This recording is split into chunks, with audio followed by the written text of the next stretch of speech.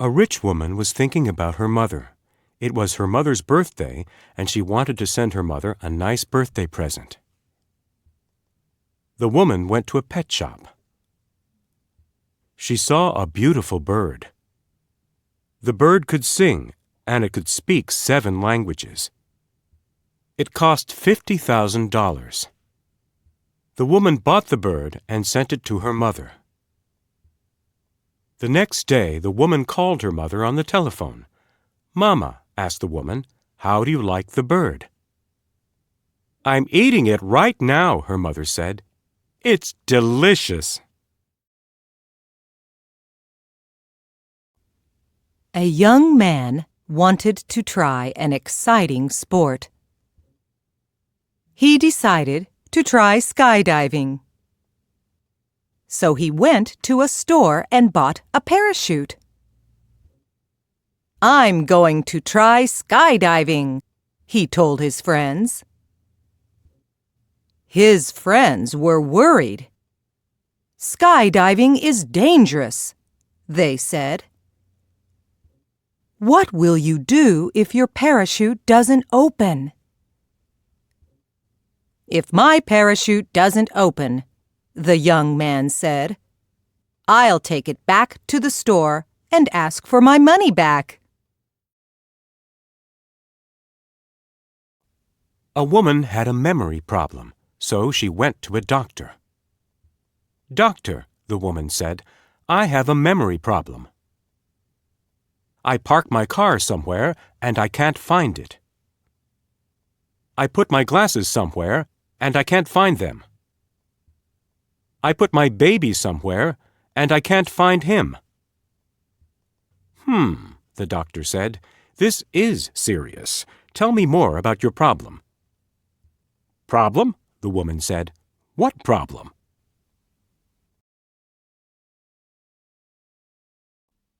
A student got a 0 on a test. "Why did you give me a 0?" he asked the teacher. "Most of my answers are correct." "Yes, but you copied Mary's answers," the teacher said. "That's true," the student said. "How did you know?"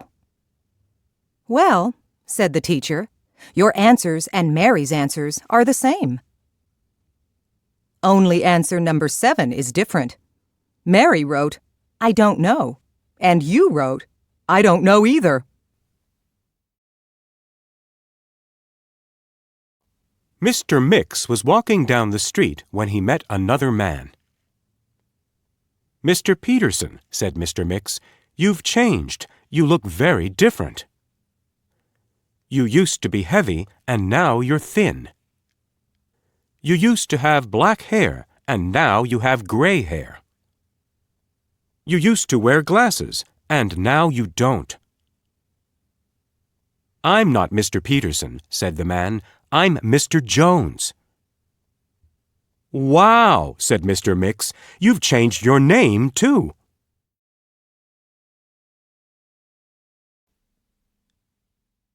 A man came home and ran into the house. "I've found a great job," he told his wife. "The hours are from 8 in the morning to 5 o'clock in the afternoon. There are 2 coffee breaks, 1 in the morning and 1 in the afternoon. There's a 1-hour lunch break. The pay is excellent. There's free health insurance. There's a 3-week vacation, too. What do you think?" "It sounds great," his wife said. "I'm very, very happy." "Good," the man said. "You start tomorrow."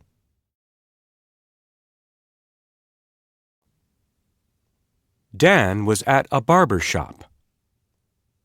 He was getting a manicure and a shave. A young woman was giving him a manicure, and a young man was shaving him. Dan liked the young woman. He decided to ask her for a date. "Are you free for dinner tonight?" he asked her. "I'm sorry, I can't have dinner with you," the woman answered. "I have a boyfriend." "You can have dinner with me," Dan said. "Call your boyfriend. Tell him you're having dinner with a girlfriend." "You tell him," the woman said. "He's shaving you."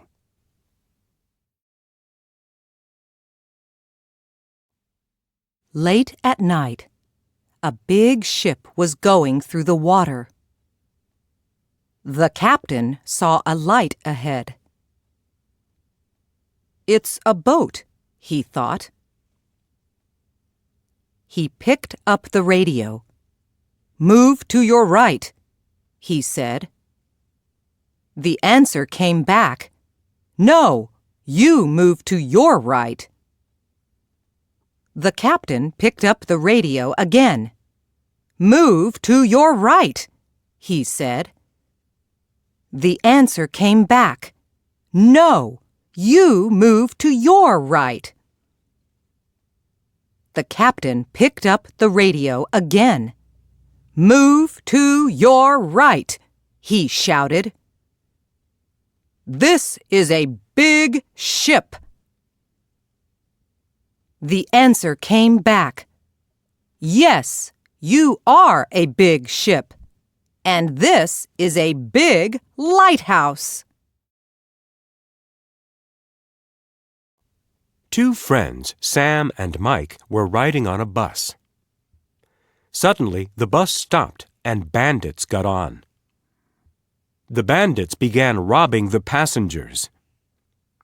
They were taking the passengers' jewelry and watches. They were taking all their money, too. Sam opened his wallet and took out $20. He gave the $20 to Mike. "Why are you giving me this money?" Mike asked. "Last week I didn't have any money and you loaned me $20, remember?" Sam said. "Yes, I remember," Mike said. "I'm paying you back," Sam said.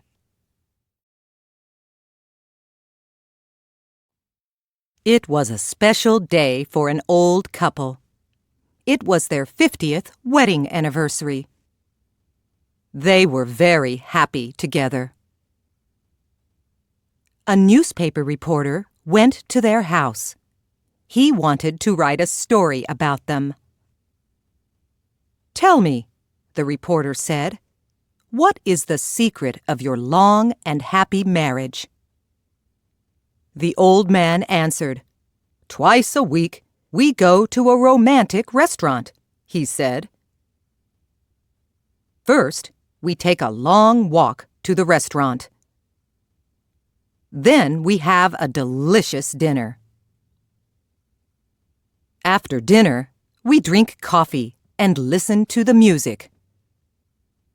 Then we take a long walk home. She goes on Tuesdays, and I go on Fridays."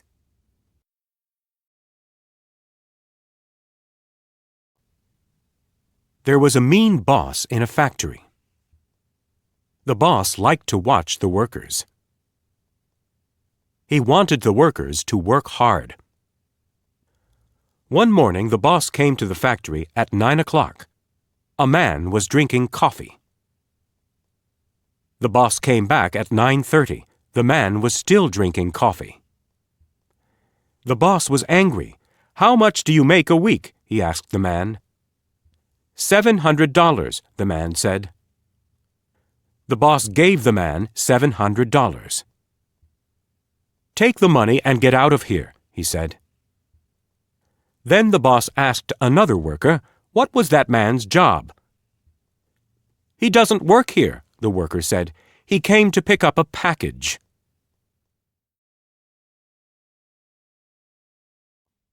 A young soldier was far away from home. One day, he got a letter from his girlfriend. The letter said, "Dear John, I am sorry. but I have a new boyfriend. You have a very nice picture of me. Please send it back. I want to give it to my new boyfriend, Maria. The soldier was angry. He asked his friends for pictures of women, aunts, sisters, girlfriends, mothers, or cousins. He put the pictures of the women in a big box, and he sent the box to his girlfriend. In the box, he also put a letter. The letter said, "Dear Maria, please take your picture. I can't remember which one you are. John."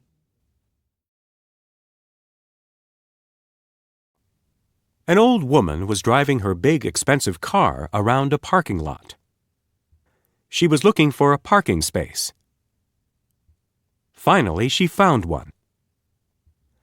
She was turning into the space when a young man in a sports car drove in front of her.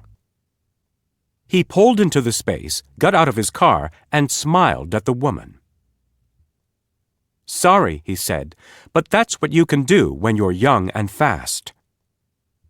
The old woman crashed into the sports car.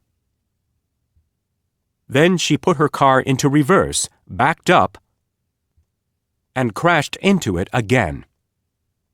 The young man ran to the woman. "What are you doing?" he yelled. The old woman gave him her insurance card and smiled. "That's what you can do when you're old and rich," she said.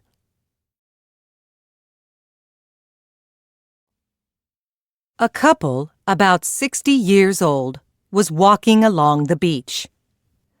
The wife saw an old, dirty bottle on the sand. The husband picked up the bottle and cleaned it with his hand. Suddenly, a genie appeared. "Thank you for freeing me from the bottle," the genie said. "I want to give you a thank you gift. You each have one wish. I will give you anything you want." The wife said, "I want to take a trip around the world. Please send me and my husband on a cruise." Poof! Suddenly, the woman was holding 2 first-class tickets on the best ship in the world. The husband looked at his wife and then whispered to the genie, "I want a wife who is 30 years younger than I am." Poof! Suddenly, the man was 90 years old. Late at night, a truck driver stopped at a restaurant. He parked his truck, went into the restaurant, and ordered something to eat. The truck driver was eating his dinner when 2 men on motorcycles stopped at the restaurant. They parked their motorcycles, walked into the restaurant, and saw the truck driver. They walked over to him. One man poured salt on the truck driver's dinner. The other man poured water on his head. They wanted to fight with the truck driver. Why? They were bullies. They liked to fight. The truck driver didn't say anything. He stood up, paid for his dinner, and left the restaurant. The 2 men laughed. "He isn't a very good fighter, is he?" they said. The waitress was looking out the window. "No," she said, "and he isn't a very good driver either. He just drove his truck over 2 motorcycles." A woman wanted to cook a chicken for a family party. So she went to a butcher's shop. "I need a big chicken," she told the butcher. The butcher went to the back of the shop and came back with the chicken. He put it on the scale. "There," he said, "a nice big chicken." "I think it's too small," the woman said. "Do you have a bigger one?" This was a problem for the butcher. He had only one chicken. He thought for a minute. Then he said, "Yes, I have a bigger chicken. I'll get it." He took the chicken off the scale and carried it to the back of the store. Then he waited a minute and came back with the same chicken. He put it on the scale again, but this time he put his thumb on the scale and pushed down a little. "There," he said with a big smile. "Here's a bigger chicken."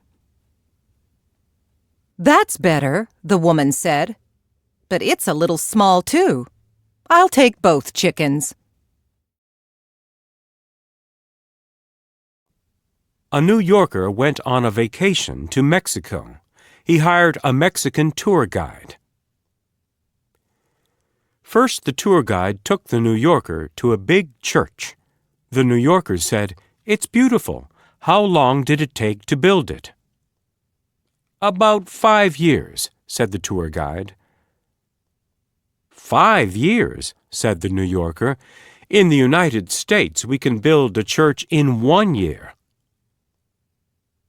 Then the tour guide took the New Yorker to a famous museum. The New Yorker said, "It's beautiful. How long did it take to build it?" "About 5 years," said the tour guide. "5 years," said the New Yorker. "In the United States, we can build a museum in 1 year." The Mexican tour guide was angry. She took the New Yorker on a long bus ride. The New Yorker looked out his window. He saw the Great Pyramids in Mexico. "Wow," said the New Yorker. "Look at those pyramids." The tour guide looked out the window. "Oh my gosh," she said. "I don't believe it. Yesterday they weren't there." A pilot and 4 passengers were flying in an airplane. The passengers were the President of the United States, a university professor, an old man, and a student. All of a sudden, the plane began to fall. The pilot said to the passengers, "I'm sorry, but there are only 4 parachutes for the 5 of us." Then the pilot took a parachute and jumped. "I am the most important man in the country," said the President of the United States. "I must live." He took a parachute and jumped. "I am the most intelligent man in the country," said the university professor. "I must live." He took a parachute and jumped. The old man said to the student, "You take the last parachute, son. I am an old man, and I've had a good life. I'm ready to die." "It's okay," said the student. "There are 2 parachutes left." "That's impossible," said the old man. "There were only 4 parachutes for the 5 of us." "That's right," said the student.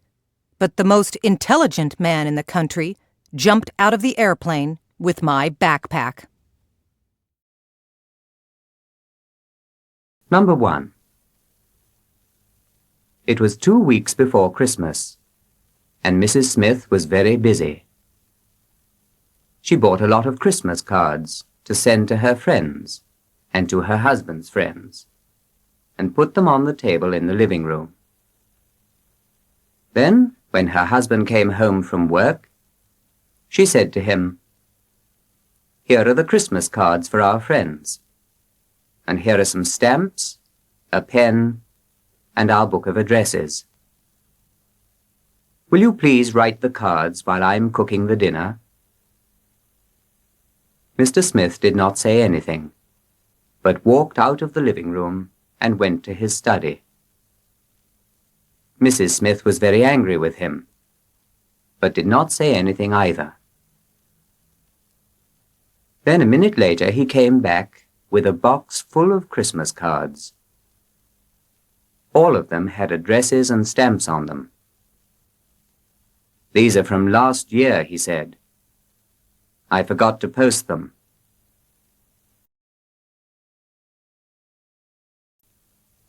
Number 2. Mrs. Jones was waiting for an important telephone call, but she had no bread in the house, so she left the baby at home and said to his 5-year-old brother, "I am going to the shops, Jimmy, and I will be back in a few minutes." While she was out, the telephone rang, and Jimmy answered. "Hello," said a man. "Is your mother there?" "No," answered Jimmy. "Well, when she comes back, say to her Mr. Baker telephoned." "What?" "Mr. Baker. Write it down. B-A-K-E-R. How do you make a B?" "How do I make—" "Listen, little boy. Is there anybody else with you? Any brothers or sisters?" "My brother Billy is here." "Good. I want to talk to him, please." "All right." Jimmy took the telephone to the baby's bed and gave it to Billy. When their mother came back, she asked, "Did anyone telephone?"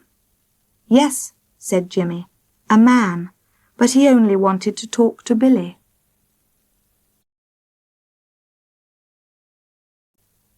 Number 3. Nasradine had an old shed. It had no windows, so it was very dark, and it was full of old things. One day, Nasradine went into this shed to get a ladder, but slipped on something and fell against a big garden fork. The fork hit him on the head and knocked him down.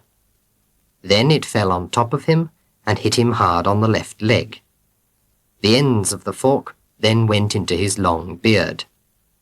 He fought with the fork fiercely, and at last threw it off him, jumped up, and ran out of the shed. He was very angry. He had an old sword under his bed, and he now ran and got this. Then he ran back to the shed, opened the door suddenly, and shouted in a terrible voice, "All right, come out and fight, you and all the other folks in the world. I'm not afraid of you."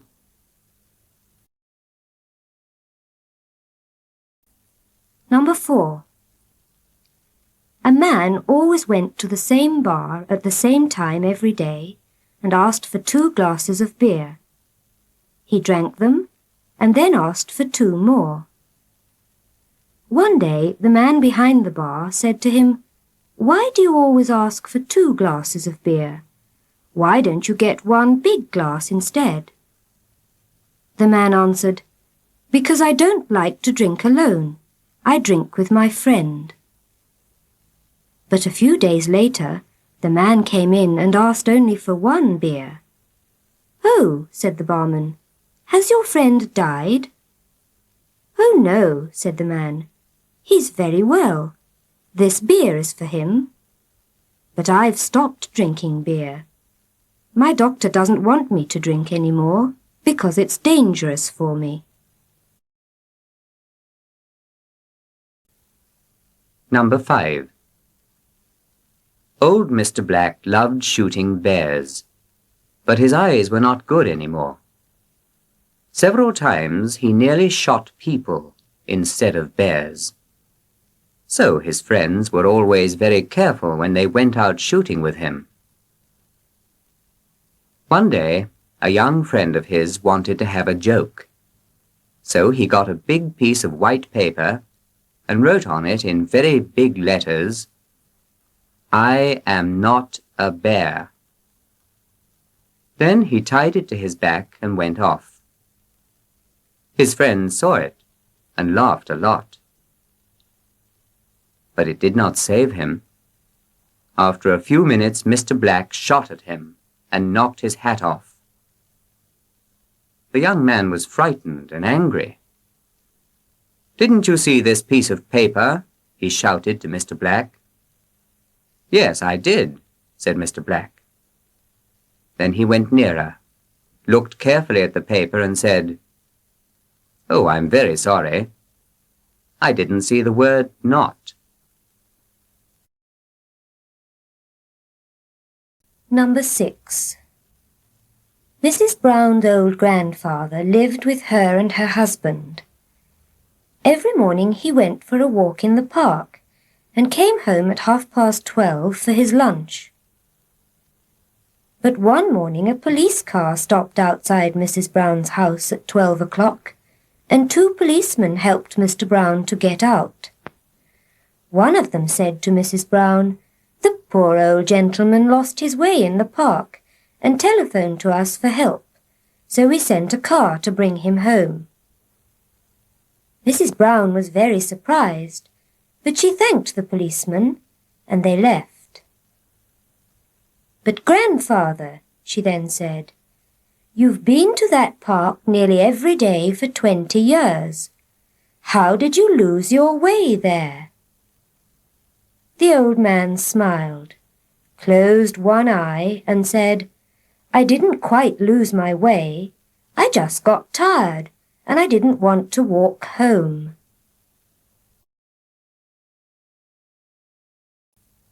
Number 7. Helen's eyes were not very good, so she usually wore glasses. But when she was 17 and she began to go out with a young man, she never wore her glasses when she was with him. When he came to the door to take her out, she took her glasses off, and when she came home again and he left, she put them on. One day her mother said to her, "But Helen, why do you never wear your glasses when you're with Jim? He takes you to beautiful places in his car, but you don't see anything."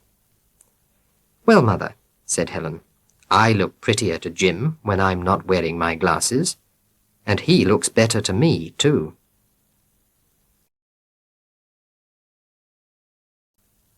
Number 8. A man was trying to build an electric motor car. He worked in an office in the town during most of the week, but on Saturdays and Sundays he stayed at home in the country and worked on his electric car. Every Monday he told his friends at the office about his work on the car, but his news about it was never very good. Then at last, one Monday morning, he came to the office and said to his friends, "I've done it. I've driven from my home to here by electricity." His friends were all very glad. "How much did it cost to get here by electricity?" they asked. £302, he answered. £2 for the electricity and £300 for the electric wires from my house to the car.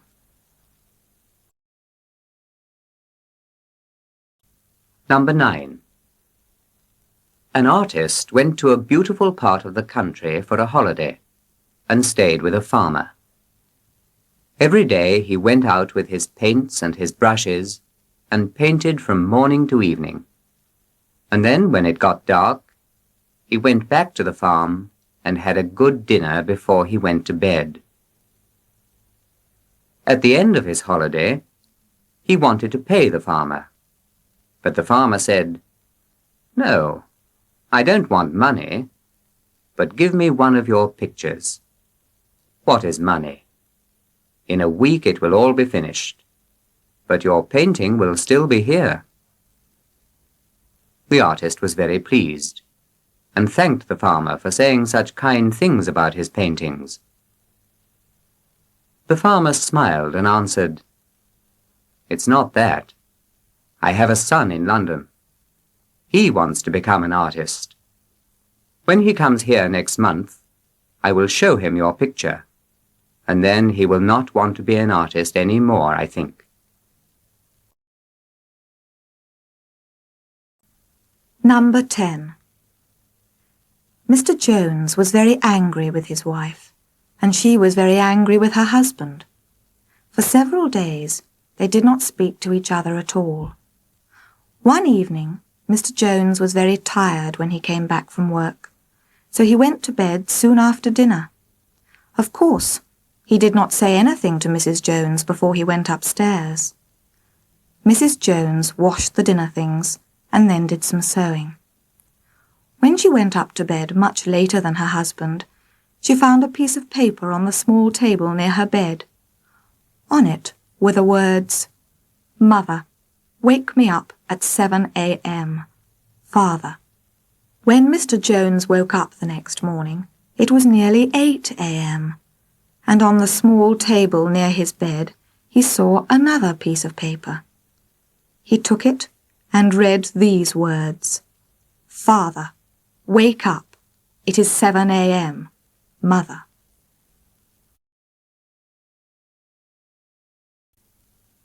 Number 11.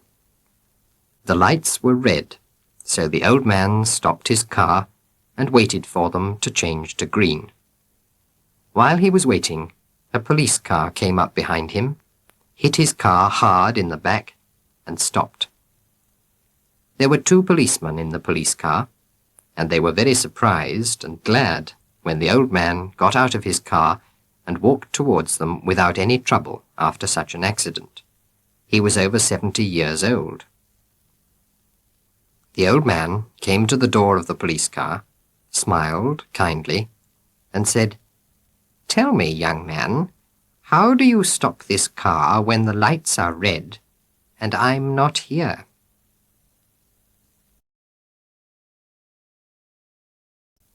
Number 12. Mrs. Williams loved flowers and had a small but beautiful garden. In the summer, her roses were always the best in her street. One summer afternoon, her bell rang, and when she went to the front door, she saw a small boy outside.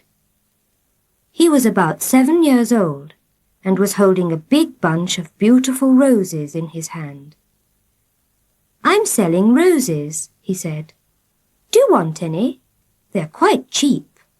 1 shilling for a big bunch. They're fresh. I picked them this afternoon." "My boy," Mrs. Williams answered, "I pick roses whenever I want and don't pay anything for them, because I've lots in my garden." "Oh, no, you haven't," said the small boy. "There aren't any roses in your garden, because they're here in my hand."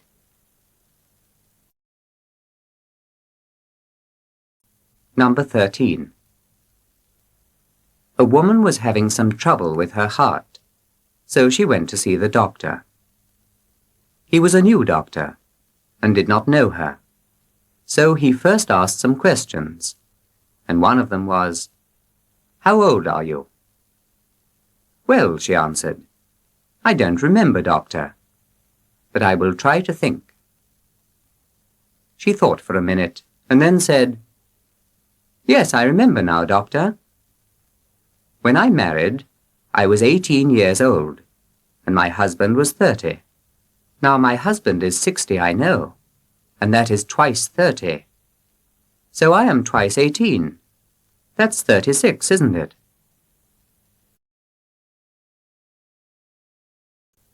Number 14. One day, Mrs. Jones went shopping. When her husband came home in the evening, she began to tell him about a beautiful cotton dress. "I saw it in a shop this morning," she said. And you want to buy it," said her husband. "How much does it cost?" £15. £15 for a cotton dress? That's too much." But every evening, when Mr. Jones came back from work, his wife continued to speak only about the dress, and at last, after a week, he said, "Oh, buy the dress. Here's the money." She was very happy. But the next evening, when Mr. Jones came home and asked, "Have you got the famous dress?" she said, "No." "Why not?" he said. "Well, it was still in the window of the shop after a week, so I thought, nobody else wants this dress, so I don't want it either."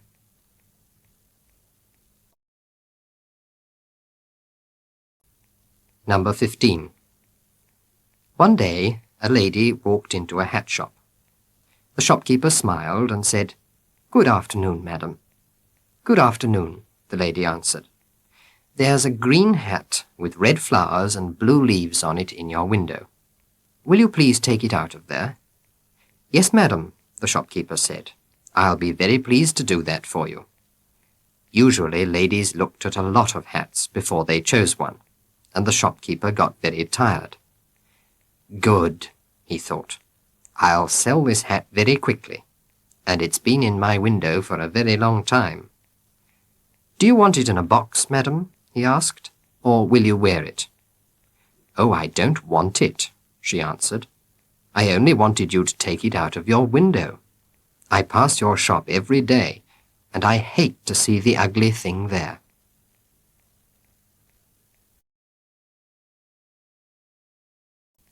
Number 16. Nasradine had a shed behind his house. It had no lights in it. One night he went out to the shed to get his ladder, and lost his ring there. He left the ladder, went out into the street, and began to look around. One of his friends saw him in the street outside his house, and said to him, "Hello, Nasradine. What are you looking for?" "My ring," answered Nasradine. "It fell off my finger. It's a silver ring with a red stone in it." "Oh, yes," said his friend. "I remember it. I'll help you to look for it. Where did you lose it?" "In my shed." "But why don't you look for it there?" "Don't be stupid. It's quite dark in my shed, so how will I find my ring there? Here there's light from the lamps in the street."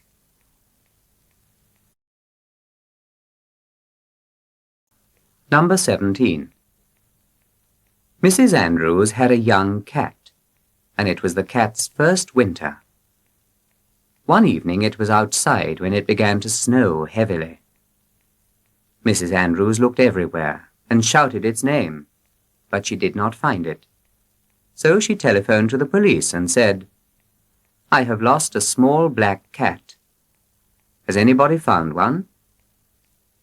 "No, madam," said the policeman at the other end.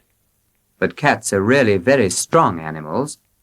They sometimes live for days in the snow, and when it melts or somebody finds them, they are quite all right." Mrs. Andrews felt happier when she heard this.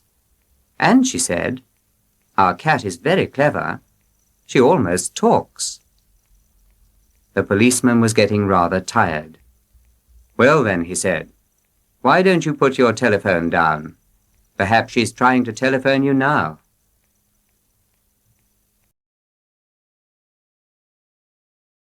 Number 18. One morning, Nasradine left his house with 6 donkeys to go to the market. After a time, he got tired and got on to one of them. He counted the donkeys, and there were only 5. So he got off and went to look for the 6th. He looked and looked, but didn't find it. So he went back to the donkeys and counted them again. This time there were 6, so he got on to one of them again, and they all started. After a few minutes he counted the donkeys again, and again there were only 5. While he was counting again, a friend of his passed, and Nasradine said to him, "I left my house with 6 donkeys. Then I had 5. Then I had 6 again, and now I have only 5. Look, 1, 2, 3, 4, 5. "But Nasradine," said his friend, "you are sitting on a donkey too. That is the 6th, and you are the 7th.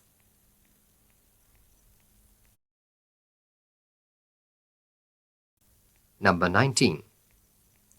One of Nasradine's friends loved money very much, and never gave anything to anybody.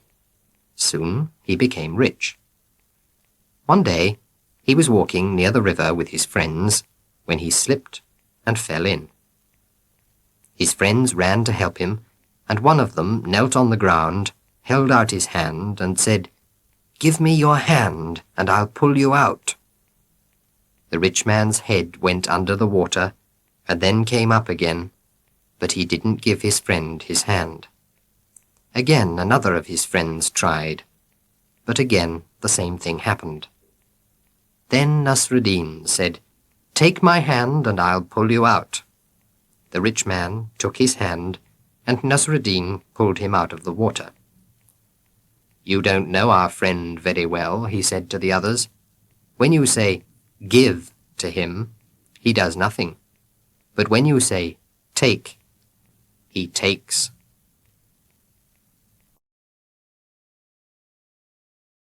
Number 20. One day Nasradine bought a donkey in the market. But while he was taking it home, 2 thieves followed him. One of them took the rope from the donkey's neck and tied it round his friend's neck. Then he went away with the donkey. When Nasradine got home, he turned and saw the young man. He was very surprised. "Where's my donkey?" he said angrily. "I'm very sorry," said the thief, "but once I said some very bad things to my mother, and she changed me into a donkey. But because a good man bought me, I'm now a man again. Thank you." Nasradine untied the man and said, "Go, and never say bad things to your mother again." The next day, Nasradine saw the same donkey in the market again. The other thief was selling it. Nasradine went to it and said into its ear, "Young man, some people will never learn."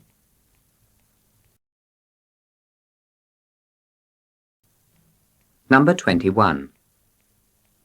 Nasradine wanted to buy some new clothes, so he went to a shop. First he asked for some trousers and put them on. But then he took them off and gave them back to the shopkeeper and said, "No, give me a coat instead of these." The man gave him a coat and said, "This one costs the same as the trousers."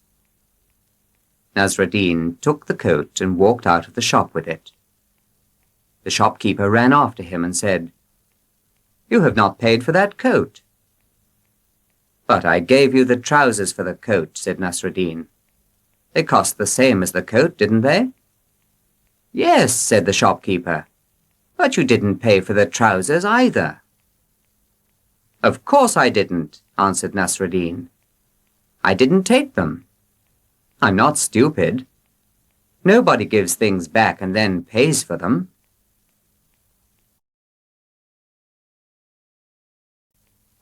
Number 22. One day, the boys of Nasradine's village said to him, "You have a nice fat sheep. Will you invite us to a party to eat it with you?" Nasradine did not want the boys to eat his sheep, so he said, "It's not fat enough yet." "But have you not heard?" they said. "The world is going to end tomorrow, so the sheep will never get fat." Nasradine was getting tired of this, so he said, "All right, boys, we will have a picnic tomorrow and eat the sheep." So the next morning they all went to the river. The boys took off their clothes and jumped into the water, and Nasradine killed the sheep. When the boys came out, their clothes were not there. "Where are our clothes, Nasradine?" they asked. "Oh," he answered, "I made the fire to cook the sheep with your clothes. You will not need them again. The world is going to end today. Don't you remember?"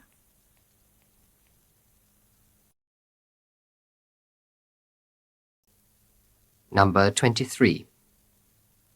Whenever it rained, water came through Nasradine's roof. So one day he got his ladder, climbed up onto the roof, and began to mend it. It was quite difficult and dangerous work. While he was up there, he suddenly saw an old man in the street. This man was waving to him. He wanted Nasradine to come down. Nasradine thought, "What has happened? What news has this man got for me?" So he climbed down the ladder quickly. Several times he slipped and nearly broke his neck. When he got to the bottom, the old man said, "I'm a poor man. Please give me some money." Nasradine was very angry, but he said, "Come up." He helped the old man to climb up the ladder and onto the roof. Then he said to him, "I am a poor man too. I have no money for you. And now go down alone. I will not help you."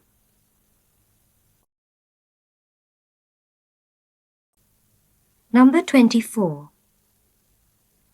One day, Mr. Robinson saw a lady in the street with 10 children. He was very surprised, because all the children were wearing the same clothes: white caps, dark blue coats, and grey trousers. "Are all those children yours?" he asked the mother. "Yes, they are," she answered. "Do you always dress them in the same clothes?" asked Mr. Robinson. "Yes," answered the mother. "When we had only 4 children, we dressed them in the same clothes because we didn't want to lose any of them. It was easy to see our children when they were among other children, because they were all wearing the same clothes. And now, when we have 10, we dress them like this because we don't want to take other children home too by mistake. When there are other children among ours, it's easy to see them because their clothes are different."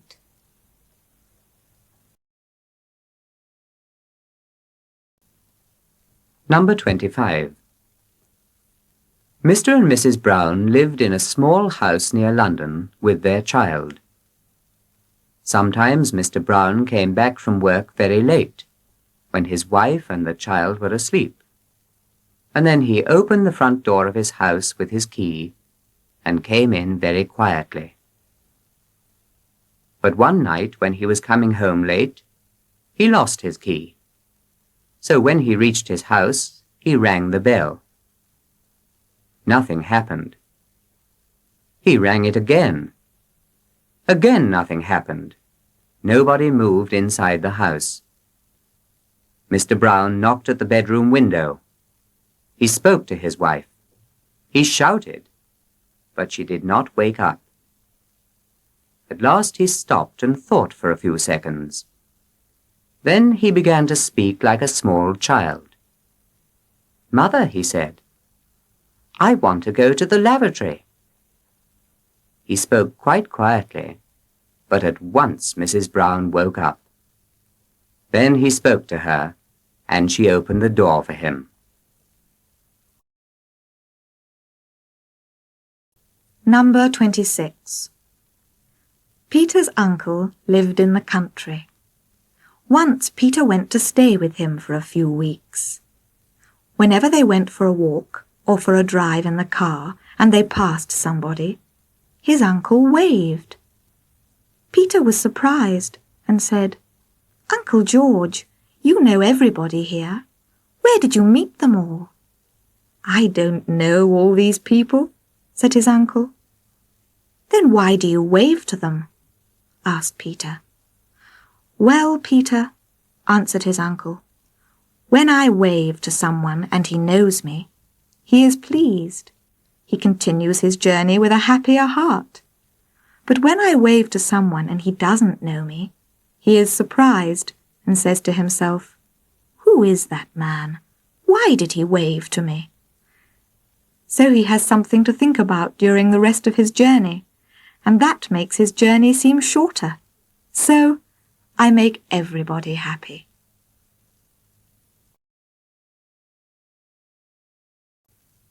Number 27. It was a beautiful spring morning. There wasn't a cloud in the sky, and the sun was warm but not too hot. So Mr. Andrews was surprised when he saw an old gentleman at the bus stop with a big, strong black umbrella in his hand. Mr. Andrews said to him, "Are we going to have rain today, do you think?" "No," said the old gentleman. "I don't think so." "Then are you carrying the umbrella to keep the sun off you?" "No, the sun isn't very hot in spring." Mr. Andrews looked at the big umbrella again, and the gentleman said, "I'm an old man, and my legs are not very strong, so I really need a walking stick. But when I carry a walking stick, people say, 'Look at that poor old man,' and I don't like that. When I carry an umbrella in fine weather, people only say, 'Look at that stupid man.'"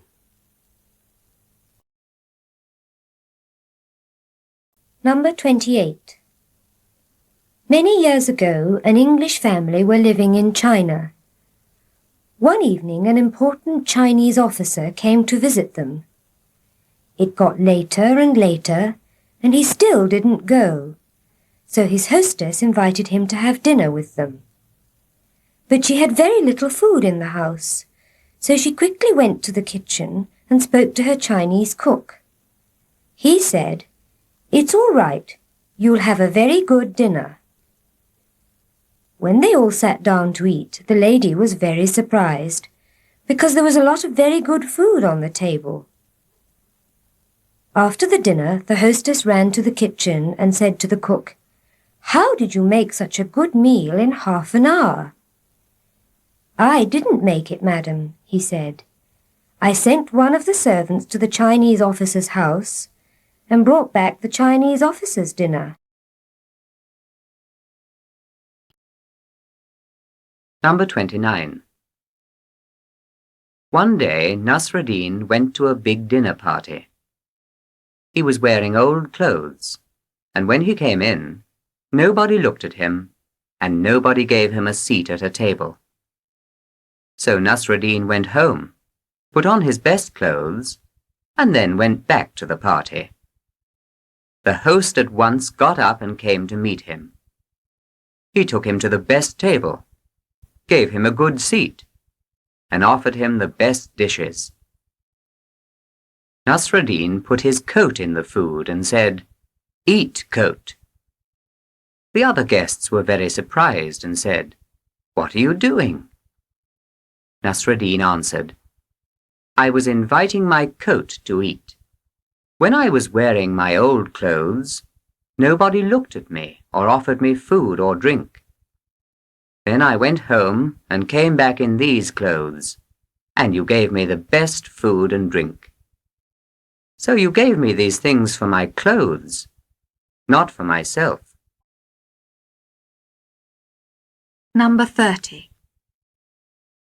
Nasradine wanted a big pot for a party, so he borrowed one from a neighbour.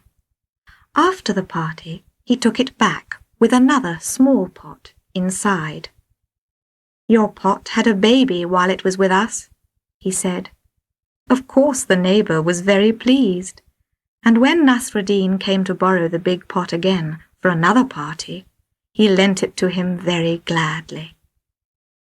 This time, Nasradine did not bring the pot back, so after a few days, the man went to Nasradine's house. "What has happened to my big pot?" he asked. "Why haven't you brought it back yet?"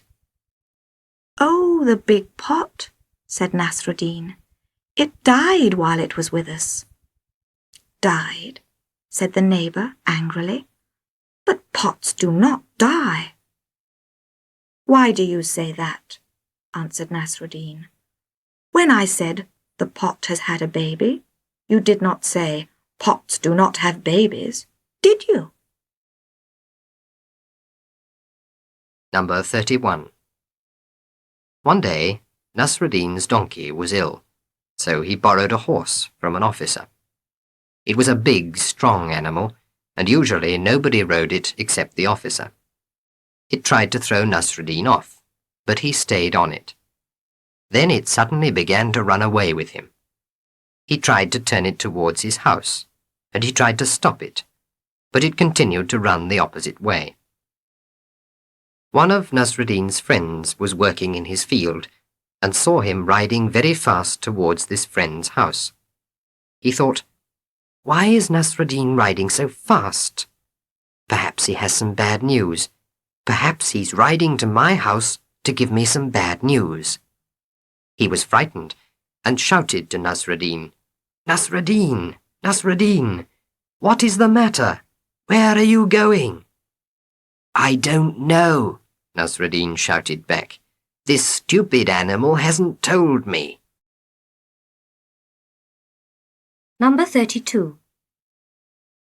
Every Saturday, Nasradine went to the market to buy food and other things. He put them in a big basket, but he was old and weak, so he always paid another man to carry the basket home for him. But one Saturday, while he was walking home in front of the man with the basket, the man ran away with it. The next Saturday, when Nasradine went to the market again, a friend of his said, Look, there he is. That man stole your things last week. Nasradine at once hid behind a shop and stayed there until the man left the market. His friend was very surprised. Why did you do that? He asked. Well, said Nasradine, that man was carrying my basket when he left me a week ago. He'll want me to pay him for 7 days' work, and that will cost me more than a basket full of things. Number 33. Once, when Nasradine was a boy, his mother went out for a picnic. Before she went, she said to him, Nasradine, while I'm away, stay near the door and watch it all the time. She said this because there were a lot of thieves in their town. Nasradine sat down beside the door. After an hour, one of his uncles came. He said to Nasradine, Where's your mother? At a picnic, he answered. Well, said the uncle, we're going to visit your house this evening. Go and tell her. His uncle then went away, and Nasradine began to think. Mother said, Watch the door all the time, he thought. And uncle said, Go and tell her. He thought and thought.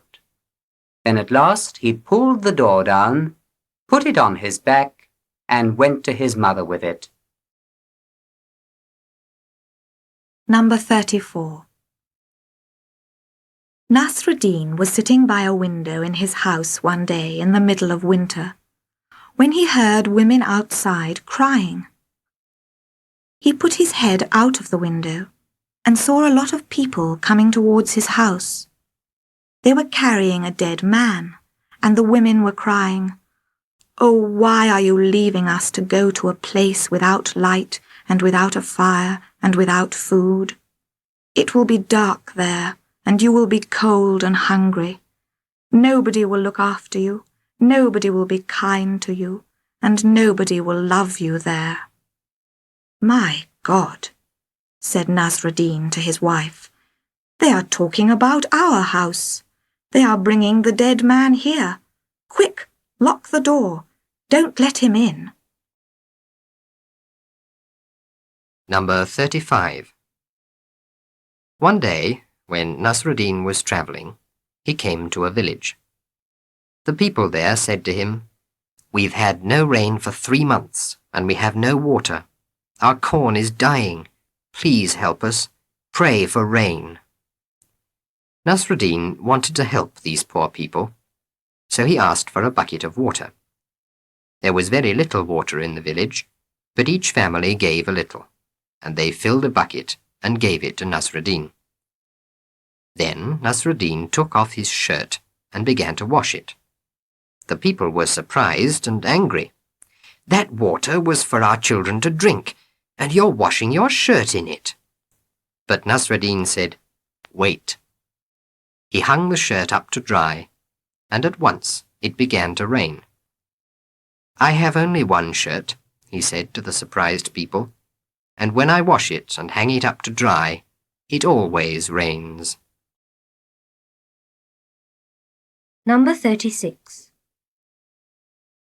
3 people were walking along a street. First a big man, then a pretty woman, and then an old gentleman. The first two went round a corner. Suddenly, the gentleman saw a piece of paper on the ground. He picked it up. It was £5. A few seconds later, the young woman came back. She was crying. "I've dropped £5, she said. "Don't cry," said the gentleman. "Here it is." The young woman thanked him and went away. After a few seconds, the big man came back. He was looking for something. Suddenly, a window opened, and a small man looked out. "I saw £5 fall from your pocket," he said, "but that man gave it to a young woman." The big man was very angry. The gentleman was frightened and gave him another £5. When he'd gone, the young woman came back to get her £1 13s and 4pence, and the small man came out to get his. Number 37. Nasradine liked fish very much, and when he had enough money, he bought some for his dinner when he went to the market and took it home. But when his wife saw the fish, she always said to herself, "Good, now I will invite my friends to lunch, and we will eat this fish. They like fish very much." So when Nasradine came home in the evening after his work, the fish was never there, and his wife always said, "Oh, your cat ate it. She's a very bad animal." And she gave Nasradine soup and rice for his dinner. But one evening when this happened, Nasradine became very angry. He took the cat and his wife to the shop near his house and weighed the cat carefully. Then he turned to his wife and said, "My fish weighed £3. This cat weighs £3 too. My fish is here, you say. Then where is my cat?" Number 38. One day, when Nasradine was having a bath, he began to sing. The bathroom was small and had a stone floor, so his song was very beautiful, he thought. "Oh," he said, "I sing very well. I will sing to other people too, and perhaps I will become a famous singer, and everybody in the world will want to hear me." So after his bath, Nasradine went up onto the flat roof of the house and began to sing his song very loudly. But he did not like it very much when he sang it there. A man was walking across the square in front of the house, and when he heard Nasradine, he said, "What are you doing? You are making a terrible noise. Nobody wants to hear it." "Oh, you think so, do you?" answered Nasradine. "Well, I really sing very beautifully. Come to my bathroom and you will hear me." Number 39. The police in the big city were looking for a thief. At last they caught him. But while they were taking photographs of him, from the front, from the left, from the right, with a hat, without a hat, he suddenly attacked the policeman and ran off. They tried to catch him, but he got away. Then, a week later, the telephone rang in the police station, and somebody said, "You're looking for Bill Cross, aren't you?" "Yes." "Well, he left here for Waterbridge an hour ago." Waterbridge was a small town about 100 miles from the city. The city police at once sent 4 different photographs of the thief to the police in Waterbridge. Less than 12 hours later, they got a telephone call from the police in Waterbridge. "We've caught 3 of the men," they said happily, "and we'll catch the 4th this evening, we think." Number 40. Mrs. Jones was still cleaning the house when her husband came back from work. She was wearing dirty old clothes and no stockings. Her hair was not tidy, she had dust on her face, and she looked dirty and tired. Her husband looked at her and said, "Is this what I come home to after a hard day's work?" Mrs. Jones's neighbour, Mrs. Smith, was there. When she heard Mr. Jones's words, she quickly said goodbye and ran back to her house. Then she washed, brushed and combed her hair carefully, put on her best dress and her prettiest stockings, painted her face, and waited for her husband to come home. When he arrived, he was hot and tired. He walked slowly into the house, saw his wife, and stopped. Then he shouted angrily, "And where are you going this evening?" Number 41. Billy was 4 years old, and he was a very bad boy. Every day after lunch, his mother took him to his bedroom and put him on his bed to rest for an hour. But Billy never slept, and usually he made a lot of noise and got off his bed every few minutes. One afternoon, Billy's mother put him on his bed and then went to her bedroom to do some sewing. After 10 minutes, she heard a noise, so she went to Billy's room. He was not there, but his trousers were lying on his bed. She looked in the other rooms upstairs, but he was not there either. So she went to the top of the stairs and shouted down angrily, "Are you running about down there without your trousers?" "No, madam," answered a man's voice. "I have brought your vegetables, and I'm wearing my trousers." Number 42. An old lady in an aeroplane had a blanket over her head, and she did not want to take it off. The air hostess spoke to her, but the old lady said, "I have never been in an aeroplane before, and I am frightened. I am going to keep this blanket over my head until we are back on the ground again." Then the captain came. He said, "Madam, I am the captain of this aeroplane. The weather is fine. There are no clouds in the sky, and everything is going very well." But she continued to hide. So the captain turned and started to go back. Then the old lady looked out from under the blanket with one eye and said, "I am sorry, young man, but I don't like aeroplanes, and I am never going to fly again. But I'll say one thing," she continued kindly. "You and your wife keep your aeroplane very clean." Number 43. A young Air Force officer had a very beautiful wife. Early each morning, he left his house and went to the airport, and an hour later his wife always left the house too, with a big white towel, and went for a walk on the beach. Her husband always flew over every morning, and when she saw his aeroplane, she held the white towel high above her head. When her husband saw it, he made either the left wing or the right wing of his aeroplane go down. The left wing meant, "I'll be busy tonight and won't be home." The right wing meant, "In 8 hours I'll be holding you in my arms."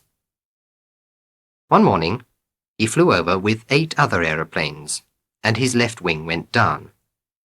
Before his wife had time to feel sad about this, all the other aeroplanes flew over, and each of them turned its right wing down. Number 44. An artist had a small daughter.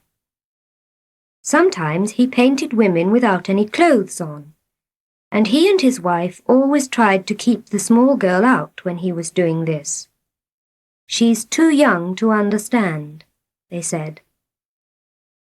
But one day, when the artist was painting a woman with no clothes on, he forgot to lock the door, and the little girl suddenly ran into the room.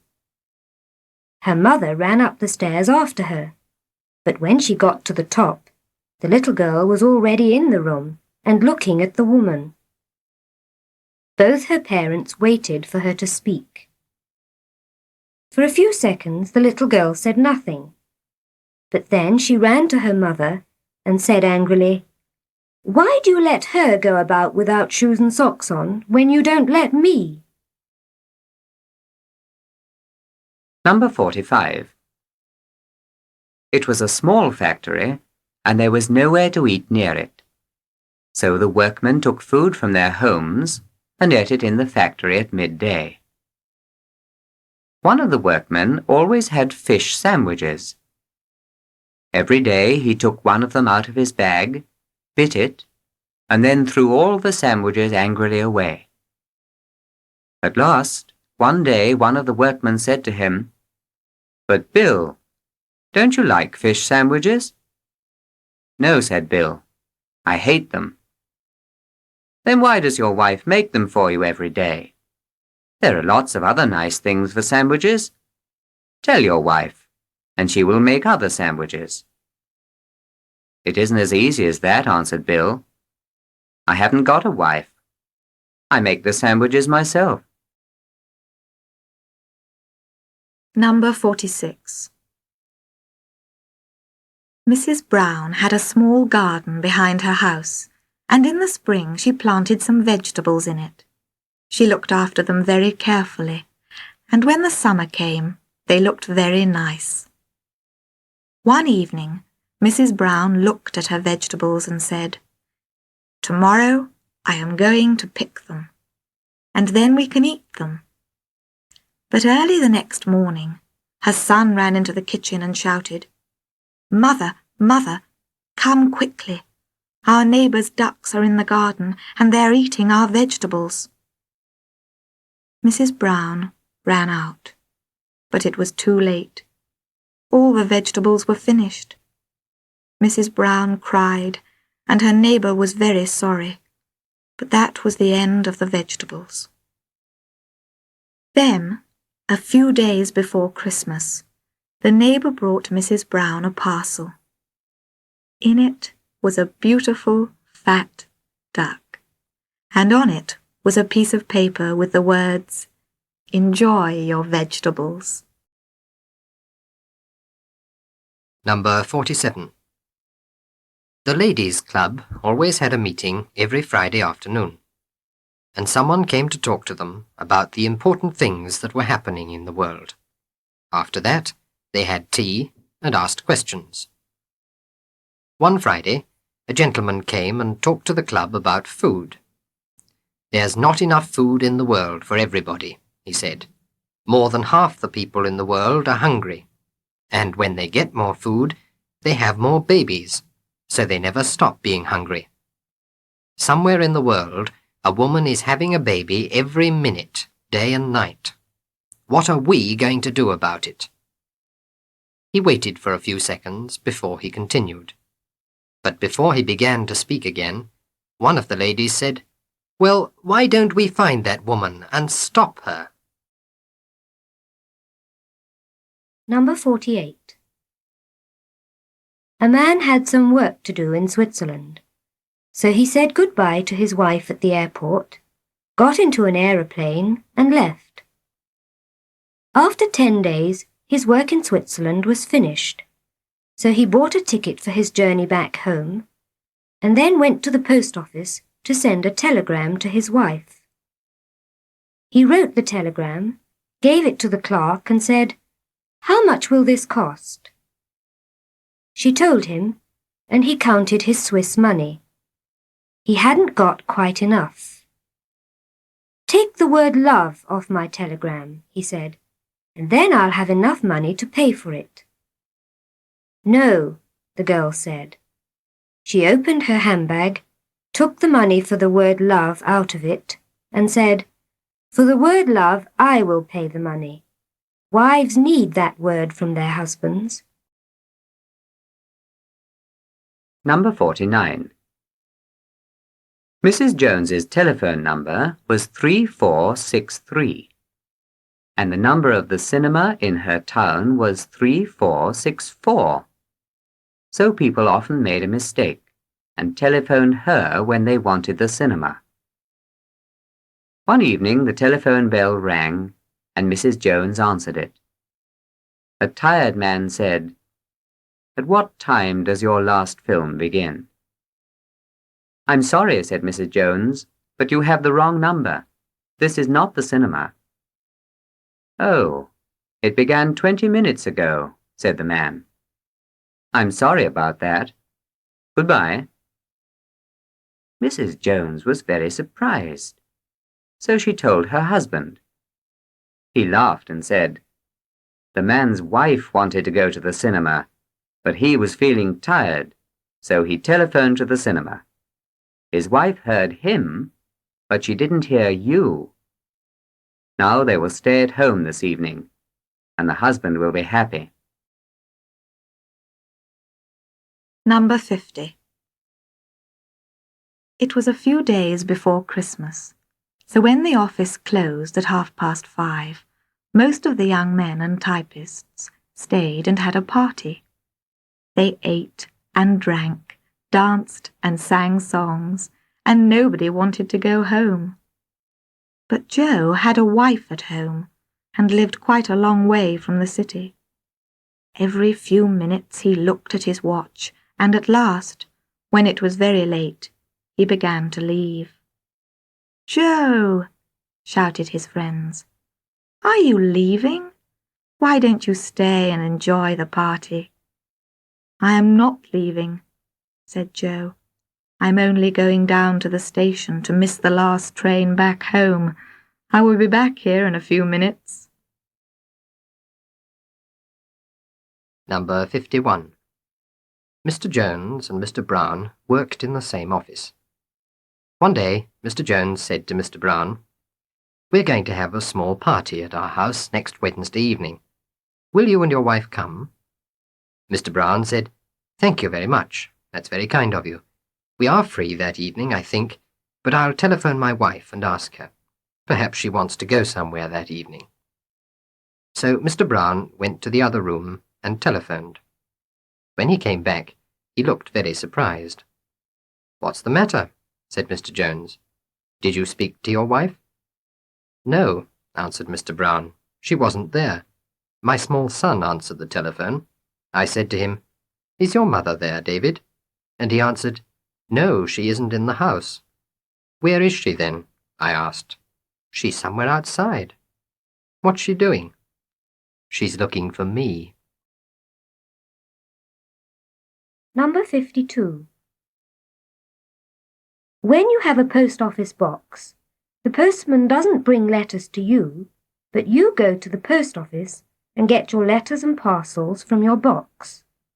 The box is locked and you have the key, so the letters are quite safe. One day, the headmaster of a school wrote to the post office and asked for a post office box for his school. He soon got an answer. It said, "We will give you a post box in 1 month." 3 months later, the headmaster wrote to the post office again and said, "Why haven't we got a post office box yet?" This was the answer from the post office. "Dear sir, we gave you a post office box 2 months ago and wrote to you then to tell you. Here is the key to your box. You'll find our letter to you in it."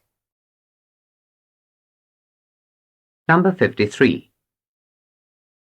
One night there was a heavy snowstorm, and in the morning Mr. Smith's garden was full of deep snow. Mr. Smith wanted to take his car out, so he paid a man to clean the path from his garage to his gate. He said to this man, "Don't throw any snow on that side, because it will damage the bushes in my garden. And don't throw any on the other side, because it will break my fence. And don't throw any into the street, or the police will be angry." Then Mr. Smith went out. When he came back, the path was clean, and the snow from it wasn't on the bushes, or the fence, or the street. Mr. Smith was very pleased, until he opened the garage to get his car out. The garage was full to the top with all the snow from the path, and his car was somewhere under it all. Number 54. At the beginning of the First World War, John Robinson was a soldier in the army. He went to France with a lot of other soldiers and lived in a cold, wet, muddy camp. The rain came into his tent, there was mud and water on the floor, and the food wasn't good. Then he became an officer and went to work in the army in Paris. He lived very pleasantly there, in a warm house, had very good food, and enjoyed himself. After some months, he met one of his old friends from the camp. "You made a big mistake when you left our camp," said this friend. "Oh?" said John Robinson. "Why?" "Well," said the soldier, "the week after you left, they put wood floors in our tents." Number 55. Mr. Andrews had a new telephone number. Before he got it, it was the number of a shop. The shop now had a new number, but a lot of women didn't know this, so they still telephoned to the old one. At first, Mr. and Mrs. Andrews always said, "We're sorry, you have the wrong number. The shop has a new one now." But women still continued to telephone to them to ask for things. So after some time, Mr. and Mrs. Andrews began to answer them like this. "Good morning, madam. What do you want us to send you today?" They thought, perhaps they'll stop telephoning to us when they don't get their things. But this didn't help Mr. and Mrs. Andrews, because now women began to telephone to them more and more, and to say angrily, "Where are my things? They haven't come yet. Why haven't you sent them yet?" Unit 1. Mr. Jones's shop sold food. Mr. Jones and a young man worked there. The young man's name was George. A man came into the shop on Monday. He was a funny man. Mr. Jones was in the office. It was behind the shop. The funny man looked at George and said, "I want a small table, please." George said, "We don't sell tables in this shop. We sell food." The man smiled and answered, "A small brown table." He took a picture out of his bag and showed it to George. It was a picture of a small brown table. George put his mouth near the man's ear and said, "We do not have tables in this shop. Food, not tables." The man smiled and answered, "That's good. Thank you." Then he sat down on a chair and waited. George was not happy. He went into the office and spoke to Mr. Jones. Then he and Mr. Jones came out again. Mr. Jones was angry. He looked at the man and said, "What do you want?" The man smiled and answered, "I want a loaf of brown bread, please." "Haven't you got any bread in your shop?" Mr. Jones said, "Yes, we have." He looked at George and then he went and got a loaf of brown bread from a big box and gave it to the man.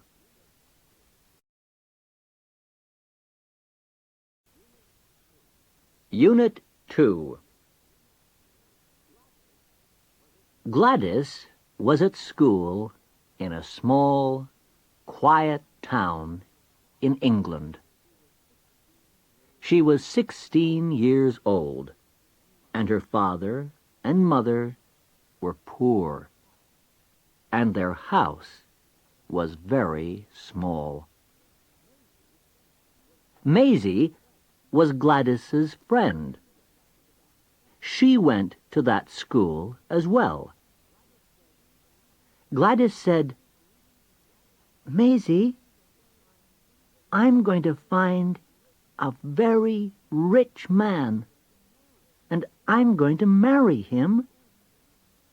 Then I'm going to have a beautiful house and a large garden and a lot of clothes and a lot of money." Maisie smiled and said, "Where are you going to find a very rich man, Gladys? There aren't any in our town." But Gladys was a very pretty girl. Her eyes were blue, and her hair was black and soft.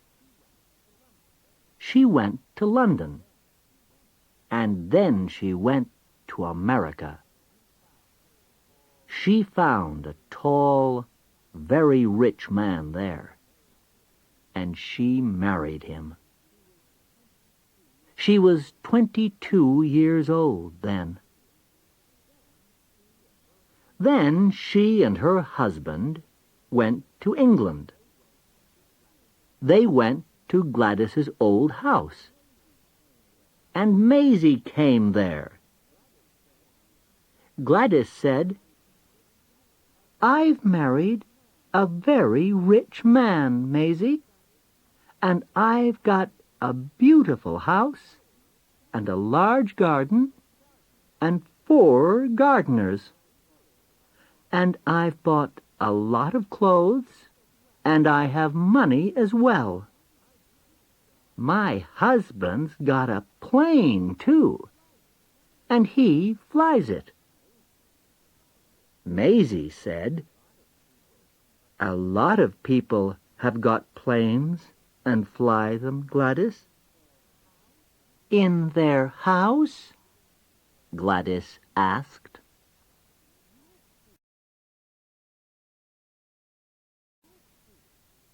Unit 3.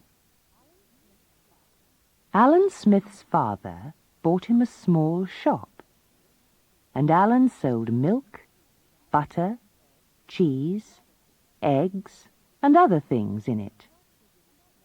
His shop was in a small town, and it was open on Tuesday, Wednesday, Thursday, Friday and Saturday, and on Sunday morning. But it was shut on Sunday afternoon and on Monday. Alan went to some farms on Monday and bought their best butter and cheese and eggs from the farmers. But he bought his milk in the town. A truck brought it to his shop in the morning.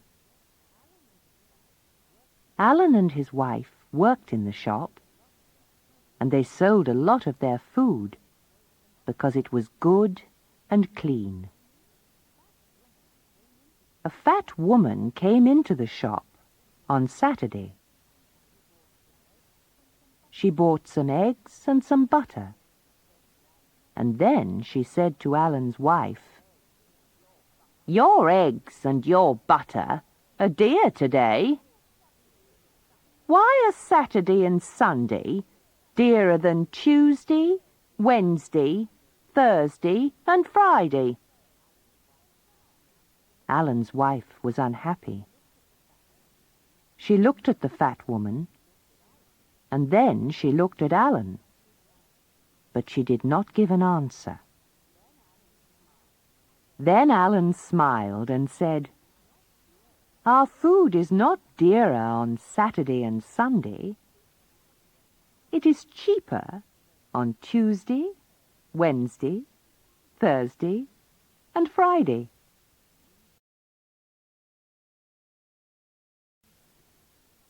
Unit 4. Mr. and Mrs. Brown had 2 daughters and 2 sons. Both the daughters married, and then both the sons married too. Soon, Mr. and Mrs. Brown had a granddaughter, and then they had 2 grandsons. They were very happy. Then one of their daughters had another baby, and she telephoned her mother. "Please come and help with your new granddaughter." Mrs. Brown went quickly, but Mr. Brown stayed at home because he was nearer his job there. But he said, "I'll come on Friday evening, and I'll stay till Monday morning." On Friday evening, after work, Mr. Brown got into a train. He was very happy. "I'm going to see my new granddaughter now," he said.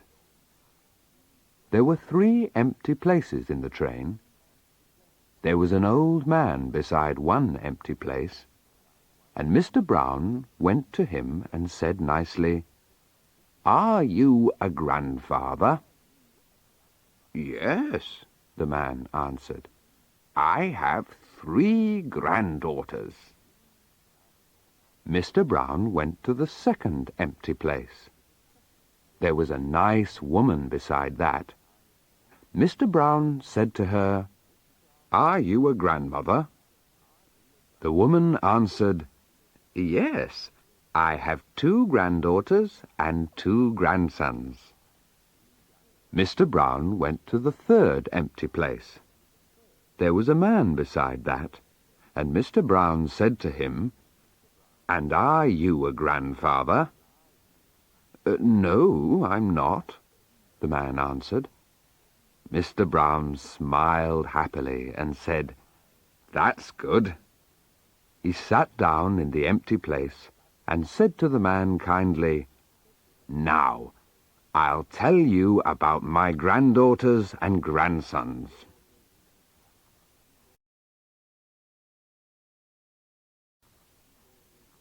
Unit 5. Joe was the son of a farmer. His father's farm was poor, and Joe worked on it for a long time. But then his father died, and Joe said, "I needn't stay here now. I'll sell this farm and buy one in a better place. Then I'll soon be rich." He bought a farm in the east of the country. But then his new neighbors said to him, "The weather's often very bad here. The wind's very strong, and it breaks windows and doors. You must build a room under the ground, and then you and your family can go down there, and you'll be safe from the wind." So Joe built a room under the ground. It was a lot of work, because the ground was hard. But after that, the weather was good for a very long time. There was no wind, and Joe spoke angrily. He said, "Why did I listen to my neighbors? I didn't have to make that room under the ground. The wind never blows strongly here." But then, one day, there was a very strong wind, and Joe and his family had to go down into their room under the ground. They were there for a long time. Then the wind stopped, and they came up. All the windows and doors in their house were broken. Joe was not angry about his work now. He smiled happily and said, "Ah, I'm glad I built that room."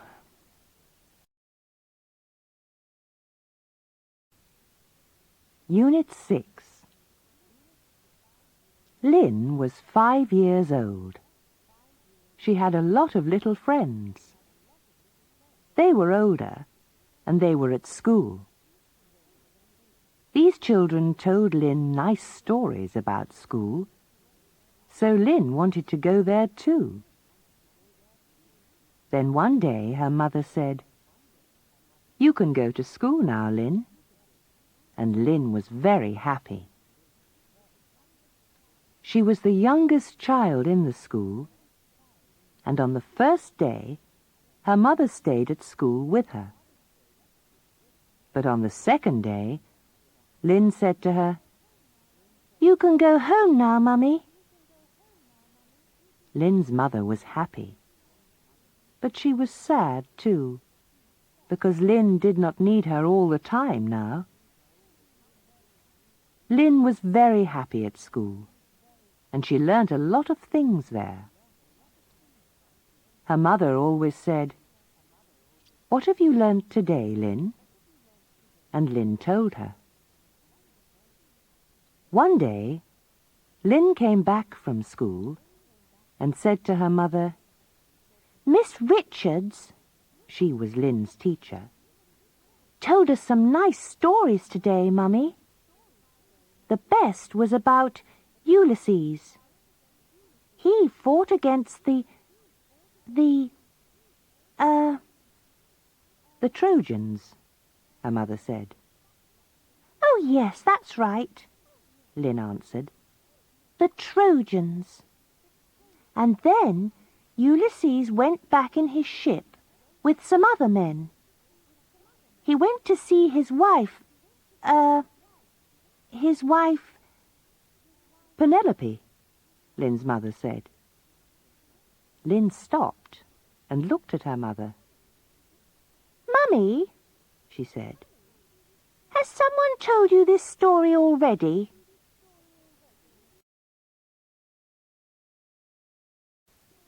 Unit 7. Mr. and Mrs. Young's small house was in a village, but their children's houses were in a town. Then Mr. Young died. Mrs. Young was 85 years old, and her children said to her, "Come and live in the town near us, Mother, or come and live in one of our houses." But she said, "No, I'm not going to go to the town. I'm going to remain here." Her children were not happy. They said, "There are a lot of burglars here now. Maybe one of them will come into her house and take her money and her nice things." One Sunday, one of her daughters went to Mrs. Young's house. She saw a key on the ground at the side of the front door. "Mother," she said, "you mustn't put your key there. That's the worst place. Burglars can see it and open the door." Mrs. Young smiled. "Try to open the door with the key," she said. Her daughter did this. The key made a lot of noise, but it did not open the door. Then Mrs. Young said, "I hear the key in the lock, and then I get one of my brother's old guns, go out of the back door, and creep up behind the burglars." Unit 8. Billy is 12 years old, and his sister is 15. It was Saturday yesterday, and Billy's father gave him 50 pence. There is a big tree in Billy's garden, and he climbed it and sat in it. He likes that place in the tree very much. Then Billy looked at his 50p and said, I'm going to go to the market tomorrow on my bicycle, and I'm going to buy some seeds with this money. Then I'm going to plant them under this tree. I'm going to have a lot of flowers and fruit and plants, and I'm going to sell them. A lot of people are going to come to my garden every day, and they're going to buy my nice flowers and fruit and plants. And in the end, I'm really going to have a lot of money. Then I'm going to grow up and go to university, and I'm going to be a doctor. Then my sister will come to me and say, Doctor, doctor, I've broken my left arm. Please help me. And I'm going to set her arm. The sky was blue, the weather was hot, and Billy was tired after that, so he went to sleep in the tree. But then he fell out of the tree and broke his left arm.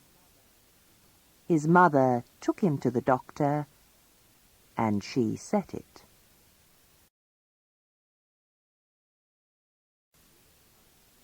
Unit 9.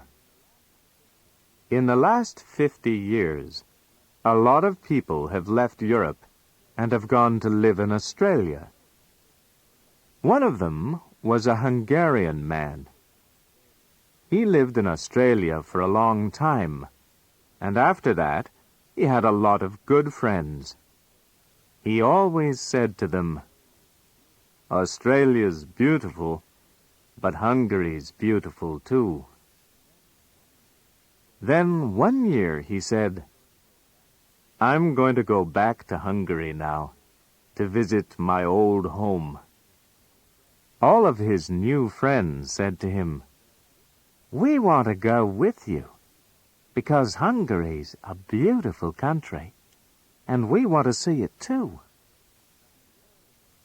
The Hungarian Australian took all his friends from Sydney to Rome in a big plane, and then they went from Rome to Budapest in a train, because they wanted to see the mountains and the villages and the towns. They stayed in Budapest for 4 days, and they liked it very much. One day they went to the zoo in Budapest and saw 2 kangaroos there. The Australians were very happy, because kangaroos come from Australia. They said to the animals, Come here, old friends.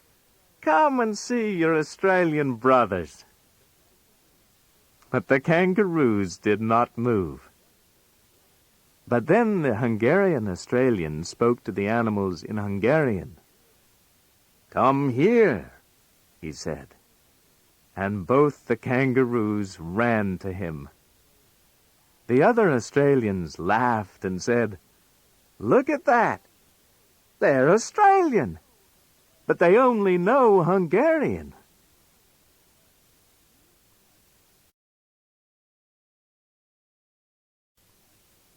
Unit 10. There was a big flood near our house in spring. The water came down from the mountain and the hills. The river came up, and a lot of the houses on the low land were soon under the water. The Red Cross sent some men, and they brought food and dry clothes, and took some people to higher ground in boats. One old man lives in a small house near our river. He is a poor man, and there aren't any other houses near his. There was a lot of rain one night, and in the morning the old man looked out of his window and saw the flood. The water was nearly up to his bedroom window. The water came up, and the old man went to the top floor of his house. Then the flood was worse, and he went up onto the roof. "What am I going to do?" he said. "The water's very deep, and I can't swim." But after 3 hours, the old man saw a boat. It came slowly near, and the old man saw 2 young men in it. "We've come from the Red Cross," one of the young men called. "And—" "I'm sorry," the old man answered, "but I've just given you some money this month, and I haven't got much. I'm a poor man."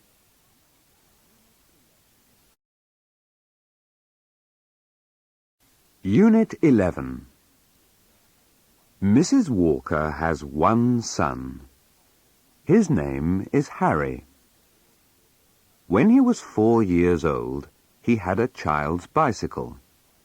It was red and white, and it had small wheels at its sides, so it always stayed up.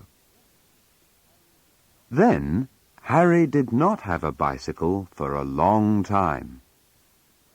Now he is 12 years old, and he wants a bicycle.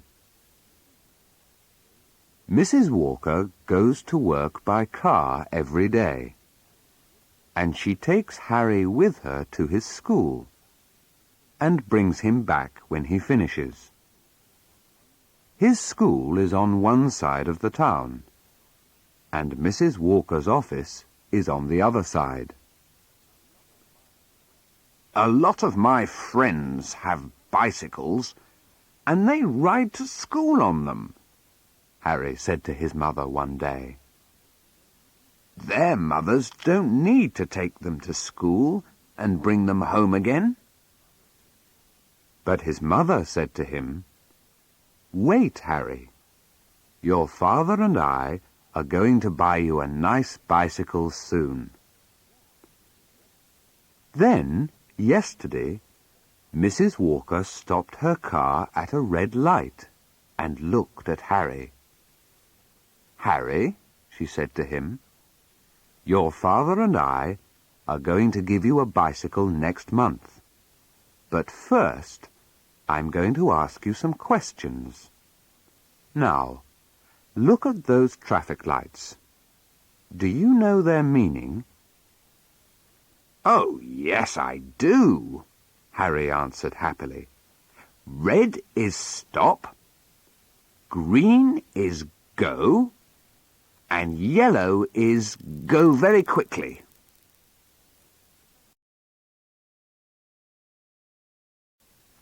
Unit 12. Harold Scott sewed cheap shoes. He had a small lorry, and he bought the shoes from the factory and took them from one house to another and tried to sell them to people. He sold a lot of his shoes in small villages because there were not many shops there, and people did not want to go to the town and buy their shoes there. One day, Harold drove along the street of a village and stopped in front of one of the houses. There was a small boy beside the door. Harold opened the window of his lorry and called to the boy, "Hello, is your mother at home?" The boy looked at him. Then he answered, "Yes, she is." "That's good," Harold said, and he smiled. He got out of his lorry, took some shoes from the back, and went to the door of the house. He knocked at the door, and then he waited. But the door did not open. After a minute, Harold knocked at the door again, and waited for 2 minutes. But again the door did not open. Then Harold looked at the small boy and said in an angry voice, "Your mother is not at home." "She is," the small boy answered. "Then why hasn't she opened the door?" Harold asked. "Because this isn't my house," the small boy answered.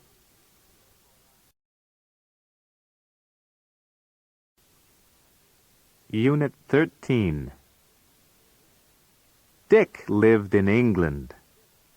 In January, he said to his wife, "I'm going to fly to New York next week because I've got some work there." "Where are you going to stay there?" his wife asked. "I don't know yet," Dick answered. "Please send me your address from there in a telegram," his wife said. "All right," Dick answered. He flew to New York on January 31st and found a nice hotel in the center of the city. He put his things in his room, and then he sent his wife a telegram. He put the address of his hotel in it. In the evening he did not have any work, so he went to a cinema. He came out at 9 o'clock and said, "Now I'm going to go back to my hotel and have a nice dinner." He found a taxi, and the driver said, "Where do you want to go?" But Dick did not remember the name and address of his hotel. "Which hotel are my things in?" he said. "And what am I going to do tonight?" But the driver of the taxi did not know. So Dick got out and went into a telegraph office. There he sent his wife another telegram, and in it he wrote, "Please send me my address at this telegraph office."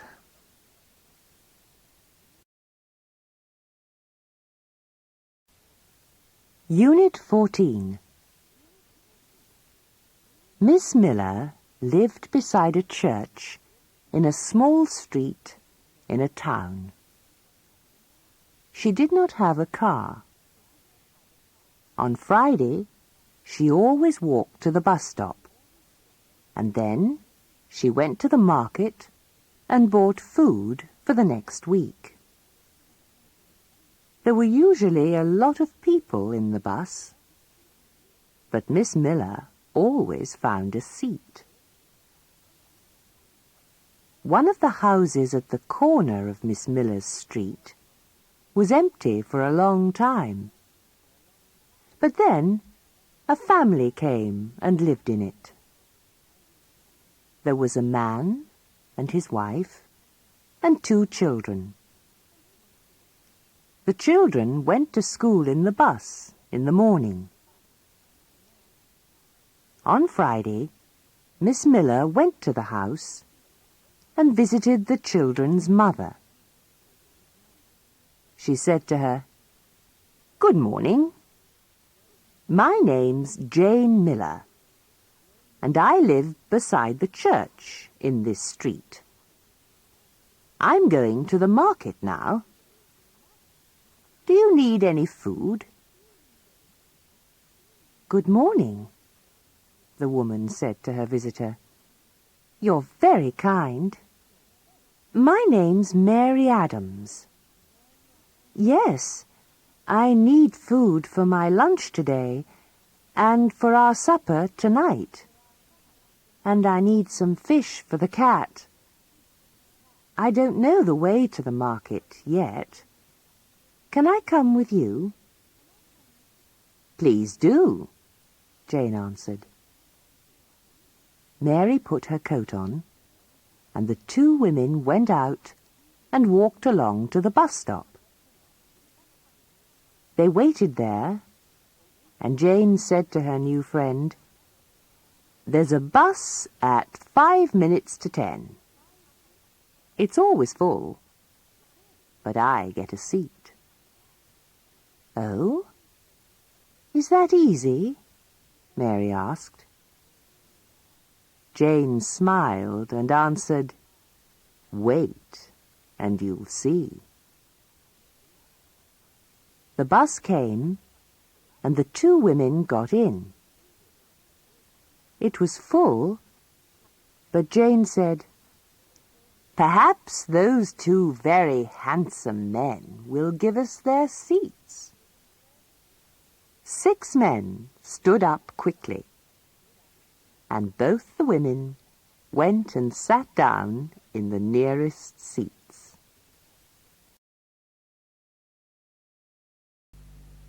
Unit 1. There is not enough petrol in the world for everybody now, and each year there is less. So what are we going to do when it finishes? Perhaps we will go back to horses and carriages and bicycles. In the Second World War, some people did not use petrol in their cars. They made gas from wood and plants instead, and then they put it in big bags on top of their cars. The cars did not go fast, but it was better than nothing. But we cannot cut down all our trees to make gas. We need them for other things too. Besides gas, we can also use electricity for our cars. But first, we must make the electricity. Some countries have coal, and they make electricity with that. But we will not always have coal. Other countries have big, strong rivers, and these turn turbines and make electricity more easily and cheaply. We are also able to get power from the tides. We put turbines in the mouth of a river. Then, when the tide comes up, it turns the turbines, and when it runs back towards the sea, it turns them again. And we know that the waves of the sea can also turn turbines when they go up and down. Which of all these things will make our electricity in the year 2000? Unit 2. Sally was 19 years old. She had always lived with her parents, but now the time had come for her to go to university in another part of the country to study to be a doctor. Her mother was very sad about this, and she was also afraid, because she loved her daughter very much, and she thought, My little girl will be alone for the first time in her life. She won't know anybody. There will be nobody to look after her, and perhaps she will have trouble, or she will be very sad because she isn't with us. Sally said goodbye to her father and to her cat, and promised to telephone every week. Then her mother took her to the university by train. When they said goodbye, her mother cried. And on the way back home, she cried again. Then every week, Sally kept her promise and telephoned. They talked for several minutes, and Sally was always very happy and never said that she missed her parents. Her mother was not glad about this. She thought, perhaps she's finding the university nicer than her home. But then some holidays were getting near. That week, when Sally telephoned her parents, she said, The students who live here were talking yesterday evening And they said, "We are very happy that we're going to return home again soon for a few days." Sally's mother was very glad that the students had said this. She must really miss us, she thought. Then she said, "And did you say that too?" "Oh, yes," Sally answered. "We all said that it's easy to speak to our parents on the telephone every week when we're away, but we really miss our pets." Unit 3. Derek was a little boy. He lived with his parents in a small house in a town. They did not have a big garden.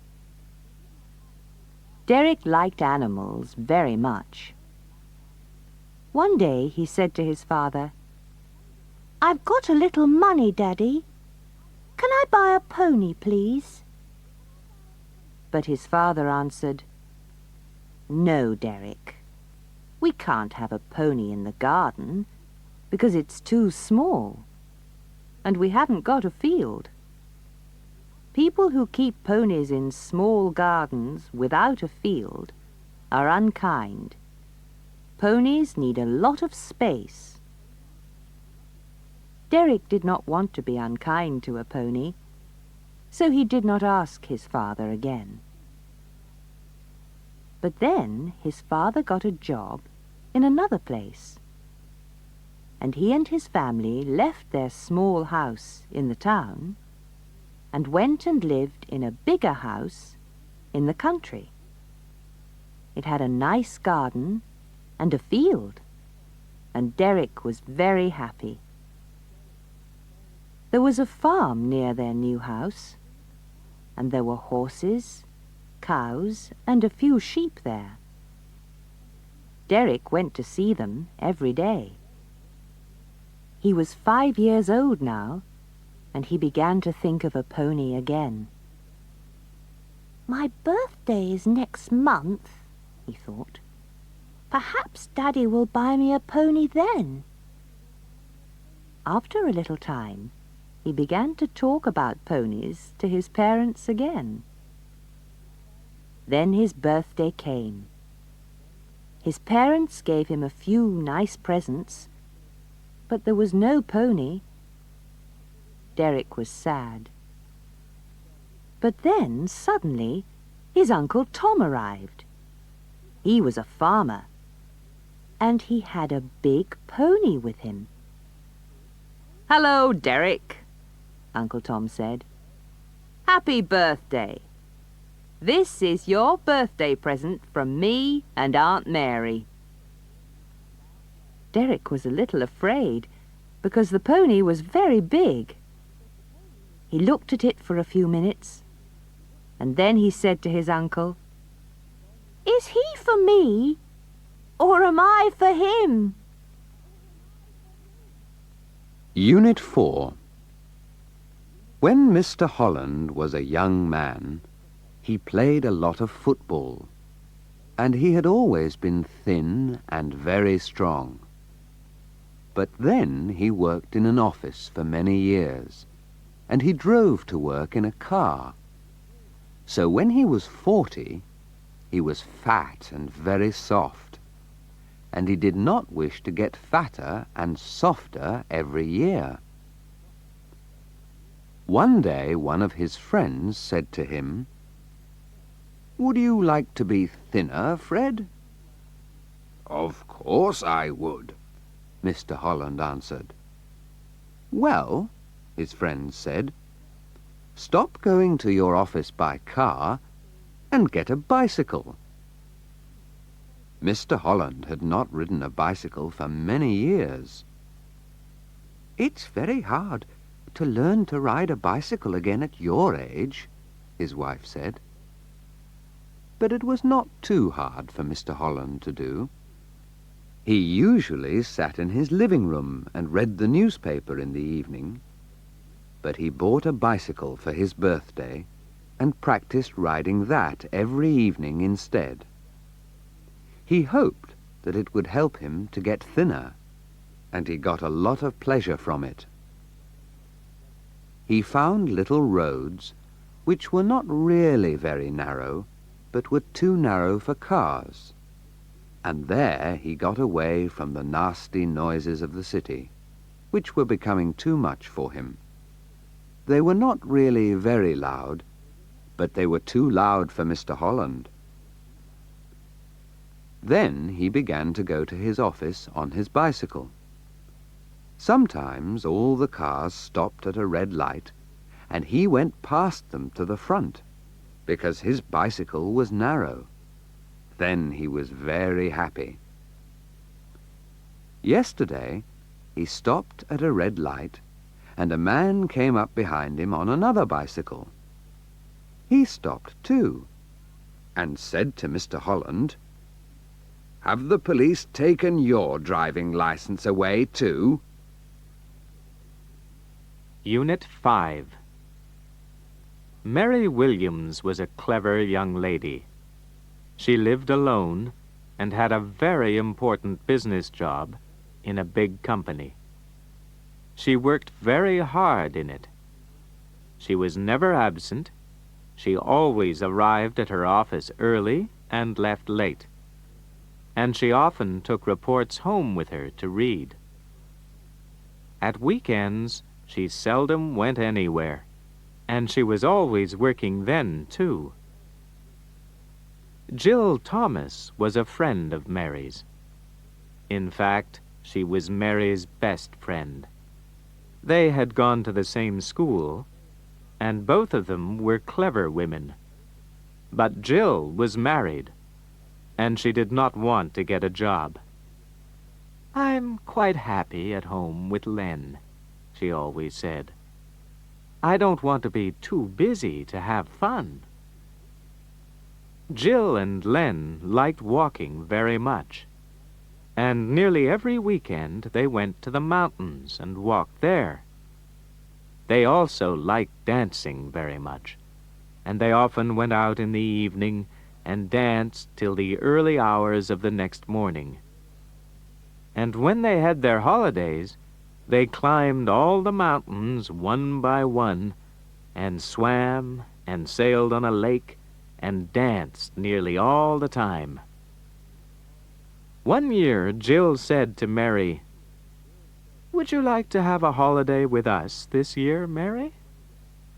Mary was very happy, so Jill and Mary and Len had 2 weeks together. Mary enjoyed her holiday, but she was very tired after they had climbed all the mountains and swum every day and danced every night. The next summer, Jill offered to take Mary on their holiday again.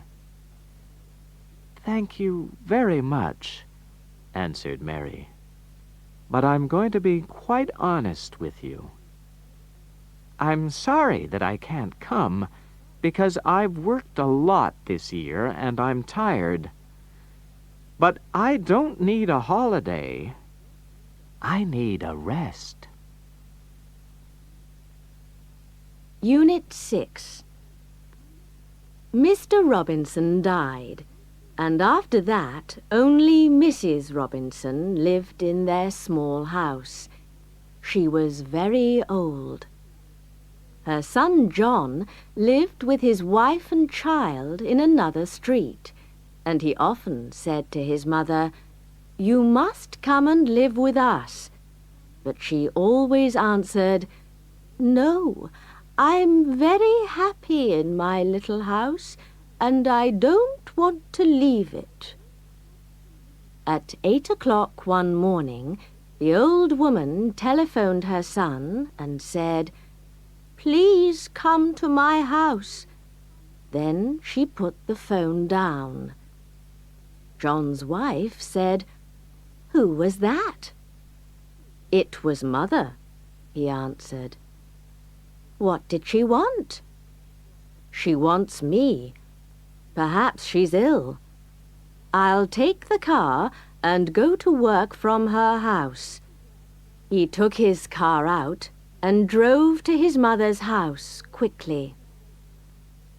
When the old woman opened the door, her son said, "What's the matter, Mother?" "Come in," she answered. "There's a thief in one of my cupboards." "A thief in one of your cupboards?" said John. "When did you find him?" "I heard noises in a cupboard yesterday evening," she answered. "Which one?" John asked quietly. They were in the dining room now. "That one," the old woman answered. "Why didn't you telephone me then?" John asked. "Because it was late, and I didn't want to trouble you," she answered. "But the thief hasn't stayed in the cupboard all night, has he?" asked John. "Oh, yes, he has," the old woman answered. "I nailed the door up, and then I went to bed." Unit 7. While Bill was still at school, he used to earn some money by delivering newspapers. But when he left school, he was ready to get himself a proper job. "I'll work in a bank," he said to himself, "because my uncle has always worked in one." He went to his aunt and said, "I think that the work is easy. Uncle Bob can do it, so I can." His aunt smiled, but did not say anything.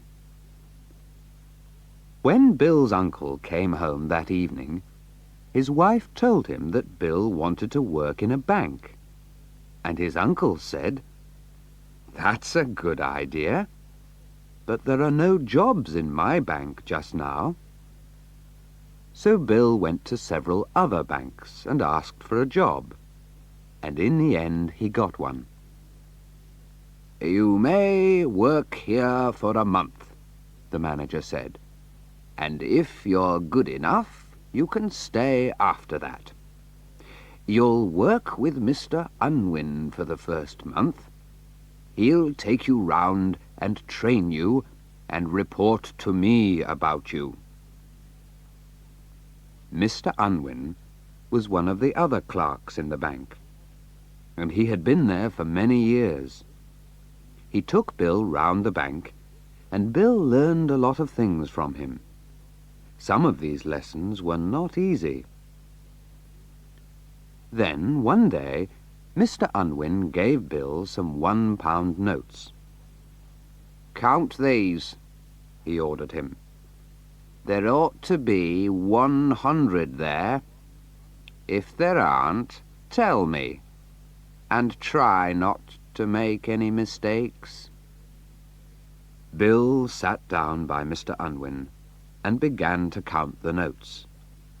But he was lazy, and when he had counted half of them, he became tired. 51, 52, 53, he said, and then he stopped, looked at Mr. Unwin, and pointed at the notes. "Well," he said, "if they're correct up to here, they'll all be correct, won't they?"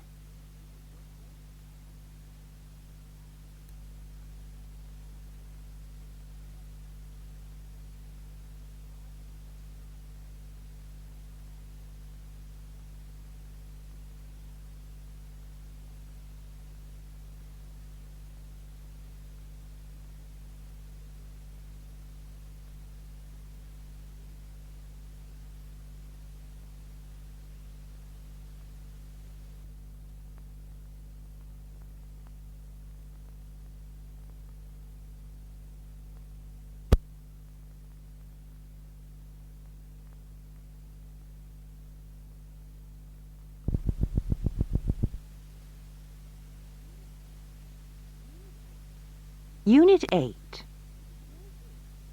Joe Biggs was a butcher.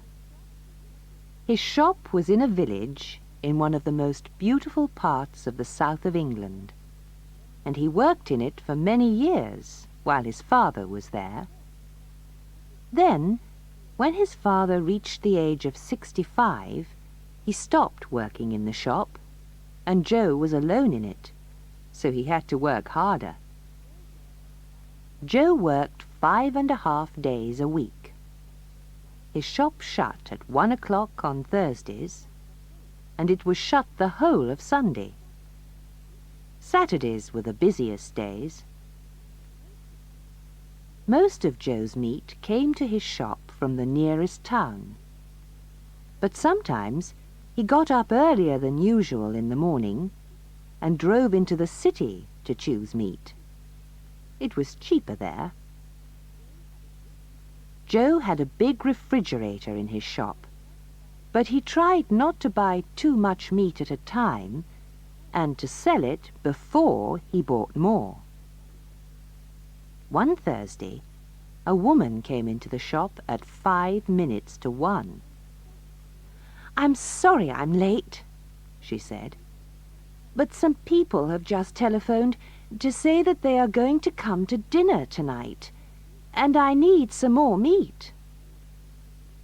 Joe only had one piece of good meat in the shop.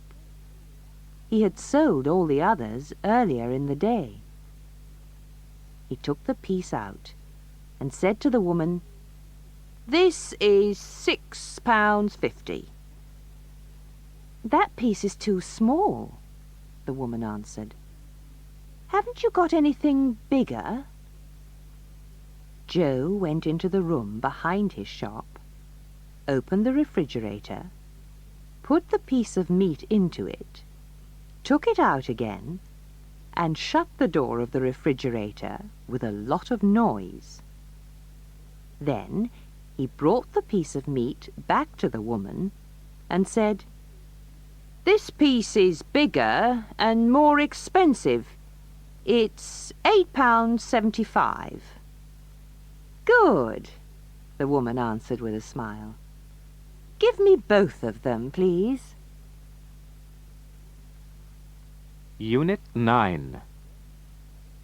Joan's mother loved her very much, so she was not happy when she married an army officer when she was 21 years old and went to live in another country with her husband. "When am I going to see Joan again?" she thought. "And how is she going to live abroad among strangers without her mother near her?" Joan wrote to her parents every Sunday, and then, a year later, she had a baby. It was a girl, and she and her husband gave it the name Kate, and thought that she was the cleverest and most beautiful child in the world. After that, Joan's parents received plenty of letters and postcards every week about Kate and all the wonderful things she had done. There were also lots of color photographs of the baby, but there was never any news about Joan herself.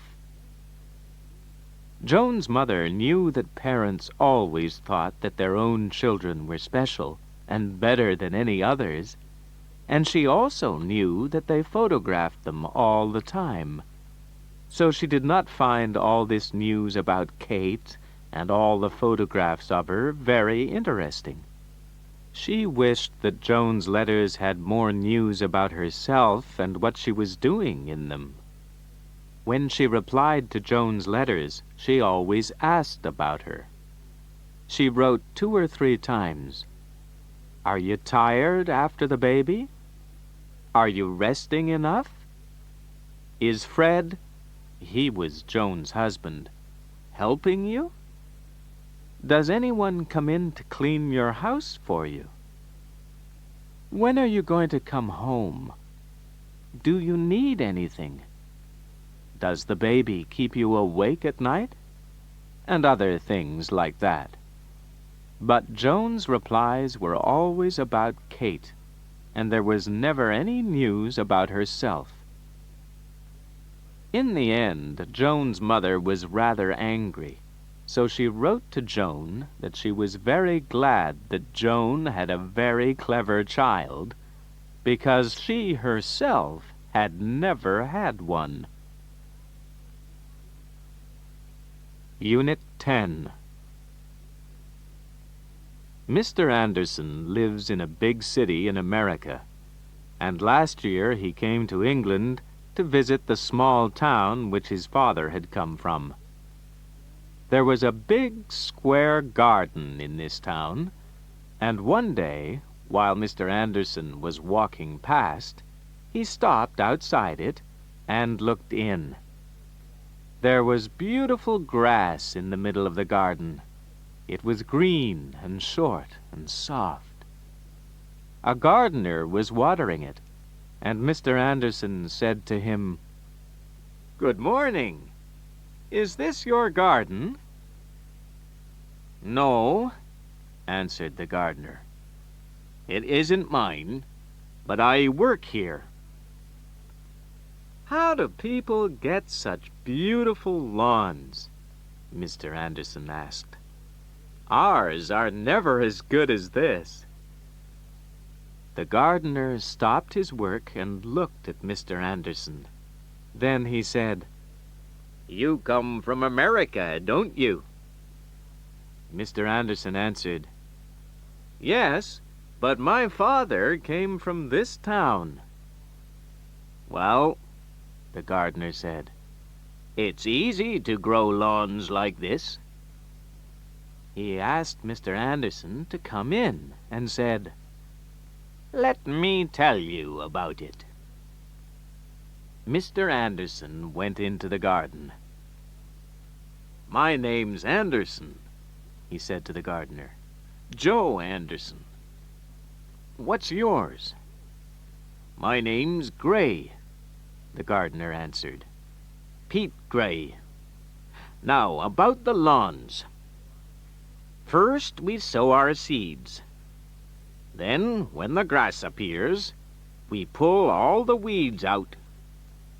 After that, we cut the grass every week. We water it every day when the weather is very dry during the summer season, and we sometimes roll it." "Oh," Mr. Anderson answered. "That's very interesting, Pete. And how long does it take before the lawn becomes like this?" The gardener thought for a few moments and then answered, "Oh, about 400 years. Unit 11. Ted had not seen his old friend Sam since they were at school together. Then Ted saw Sam at a business meeting, which both men were at in a big hotel, and he went over and spoke to him. "Hi, Sam," Ted said happily. "How are you?" "I'm very well, thank you, Ted," Sam answered. "And how are you?" "Not too bad, thank you," Ted said. They sat down side by side and began to talk. "I've got a wife and 2 children now," Sam began. "Well," Ted answered, "I've got a wife and 3 children myself." After half an hour, Sam said, "I must go and buy myself a toothbrush now. I left mine at home. Let's have dinner together this evening, and then we can talk more." "All right," Ted answered. They met in the restaurant of the hotel, and they both began to talk about television. Ted said, "I think it's very bad for people. When I was a young man, we did things ourselves. We didn't just watch other people.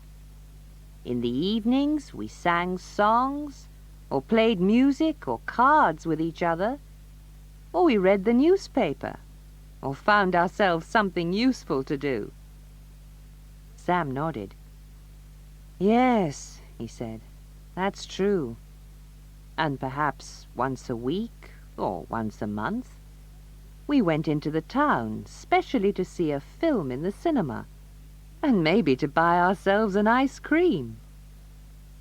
And now, Ted went on, my children watch silly films on television almost every evening, and they don't do the work that their teachers give them. What will they do with themselves when they leave school? Yes, it's very bad, isn't it? Sam said. But what can we do about it? Well, Ted answered, I've promised myself one thing. I'm going to sell our television set as soon as the football season finishes at the end of this month. Unit 12. Bobby was 6 years old, and he went to school. There were 19 other little boys and girls who were in his class, and they were all friends, so they often went to parties together. When one of the children had a birthday, he or she invited all the other children to come to a party. And at Christmas, all the mothers gave parties for all the children. Bobby liked parties very much. He liked the games they played there, but he liked the nice food more. His favorites were cakes. Before a party, Bobby's mother always asked him not to eat too many cakes, and Bobby always answered, "Yes, Mummy." But he always ate all the cakes he was offered, and more if he could get them, and sometimes he was ill. Christmas came again, and again there were a lot of parties. Bobby went to all of them. The last one was on January 6th. It was 2 days before school began. One evening before this party, Bobby's mother met the lady who had invited him and his friends, and she said to her, "Bobby always eats too many cakes at parties." "Oh, that's all right," the lady answered.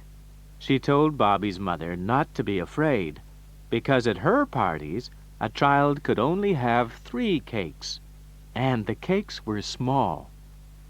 "Oh, good," Bobby's mother answered happily.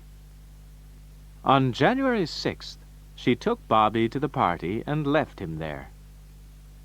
When the children began to eat, there were enough cakes for every child to have 3, but Bobby took 4 and began to eat them. "You can only have 3 cakes, Bobby," said the lady. She asked him to put the 4th one back on the plate. "I can't," answered Bobby. "I ate that one first." Unit 13. Mr. Harris used to work in Dover, but then he changed his job, and he and his wife moved to another town. They did not have many friends there, but they soon met a lot of interesting people, and after a few weeks they often went to dinner or to parties at other people's houses. Then Mrs. Harris said to her husband, "We've been to a lot of other people's houses, and now we must invite them to our house, mustn't we?" "Yes, certainly," answered her husband. "A big party will be the easiest, won't it? Then we can start to invite people to dinner in small numbers next month."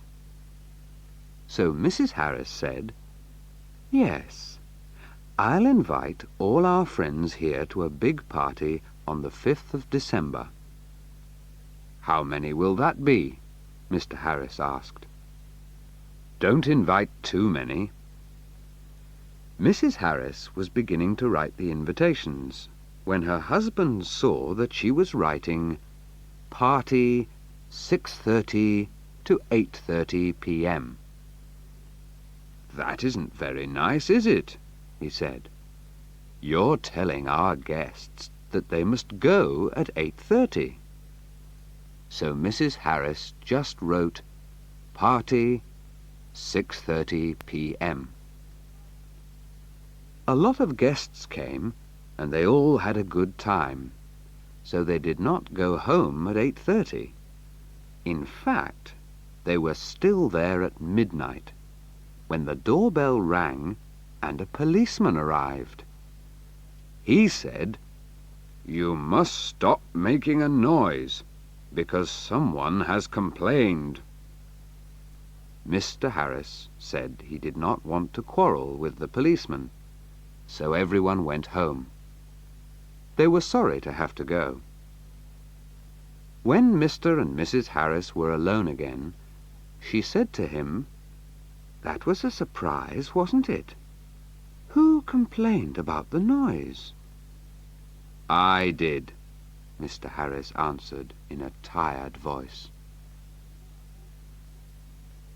Unit 14. Peter was 10 years old, and he went to the city school. He was very good at football, so he was in his school team.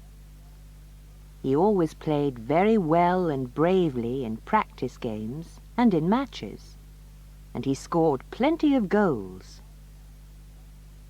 Peter's grandfather and grandmother usually came to see him when there was a match, and they were always happy when other people said, "Your grandson plays very well, doesn't he?" Then one day, Peter said to his grandmother, "We're practicing for our big match next Saturday. Our school's going to play against the garden school. They have the best team in our city, so perhaps they'll beat us. Can you come and see the match?" "Oh, yes," his grandmother answered. "Your grandfather and I will be there, and I'm certain that you'll beat the garden school." "Well, I hope we will," Peter answered. The match was in the park, and it began at 2:30 on Saturday. The garden school team wore orange shirts, light blue shorts and orange socks, and Peter's team wore dark blue and white shirts, white shorts and dark blue socks. In the first 2 minutes of the match, the garden school boys came very close to the city school's goal. But then the goalkeeper kicked the ball to Peter in the middle of the field, and Peter ran with it and kicked it straight into the goal. All the city school boys, as well as their families, were very happy to see it. After he had scored once, Peter scored twice again, before half-time. Then, in the second half of the match, he nearly scored another goal, but he hardly touched the ball with his foot, and the goalkeeper caught it easily and threw it out again. After the match, Peter's grandfather said to him, "You missed a good chance to score a fourth goal then, Peter. If you'd kicked the ball hard, you'd have got a goal easily. Why did you kick it weakly?" "Because there were tears in the goalkeeper's eyes," Peter answered. A piece of red calico.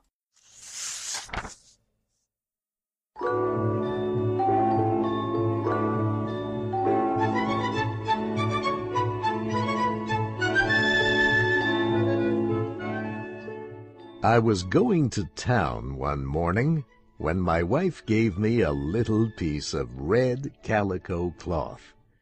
She asked me if I would have time during the day to buy her 2.5 meters of calico cloth like that. I told her that it would be no trouble at all. Putting the piece of brightly colored cloth in my pocket, I took the train to the city. During the day, I stopped in at a large store. I saw a man walking the floor and asked him where I could see some red calico. "This way, sir," and he led me up the store. "Miss Stone," said he to a young woman, "show this gentleman some red calico." "What kind of red do you want?" asked Miss Stone. I showed her the little piece of calico cloth that my wife had given me. She looked at it and gave it back to me. Then she took down a great roll of cloth and spread it out on the counter. "Why, that isn't the right kind of red," said I. "No, not exactly," said she, "but it looks nicer than your sample." "That may be," said I, "but you see, I want it to look like this piece. There is something already made of this kind of calico which needs to be enlarged or fixed or something. I want some calico of the same shade." The girl made no answer, but took down another roll of cloth. "That's the right color," said she. "Yes," I answered, "but it is striped." "Stripes are worn more than anything else in calicos," said she. "Yes, but this isn't to be worn," I said. "It's for a piece of furniture, I think. At any rate, I want perfectly plain material to go with something already in use." "Well, I don't think you can find it perfectly plain unless you get turkey red," she said. "What is turkey red?" I asked. "Turkey red is perfectly plain in calicos," she answered. "Well, let me see some." "We haven't any turkey red calico left," she said, "but we have some very nice plain calicos in other colors." "I don't want any other color. I want cloth to go with this." "It's hard to find low-cost calico like that," she said, and so I left her.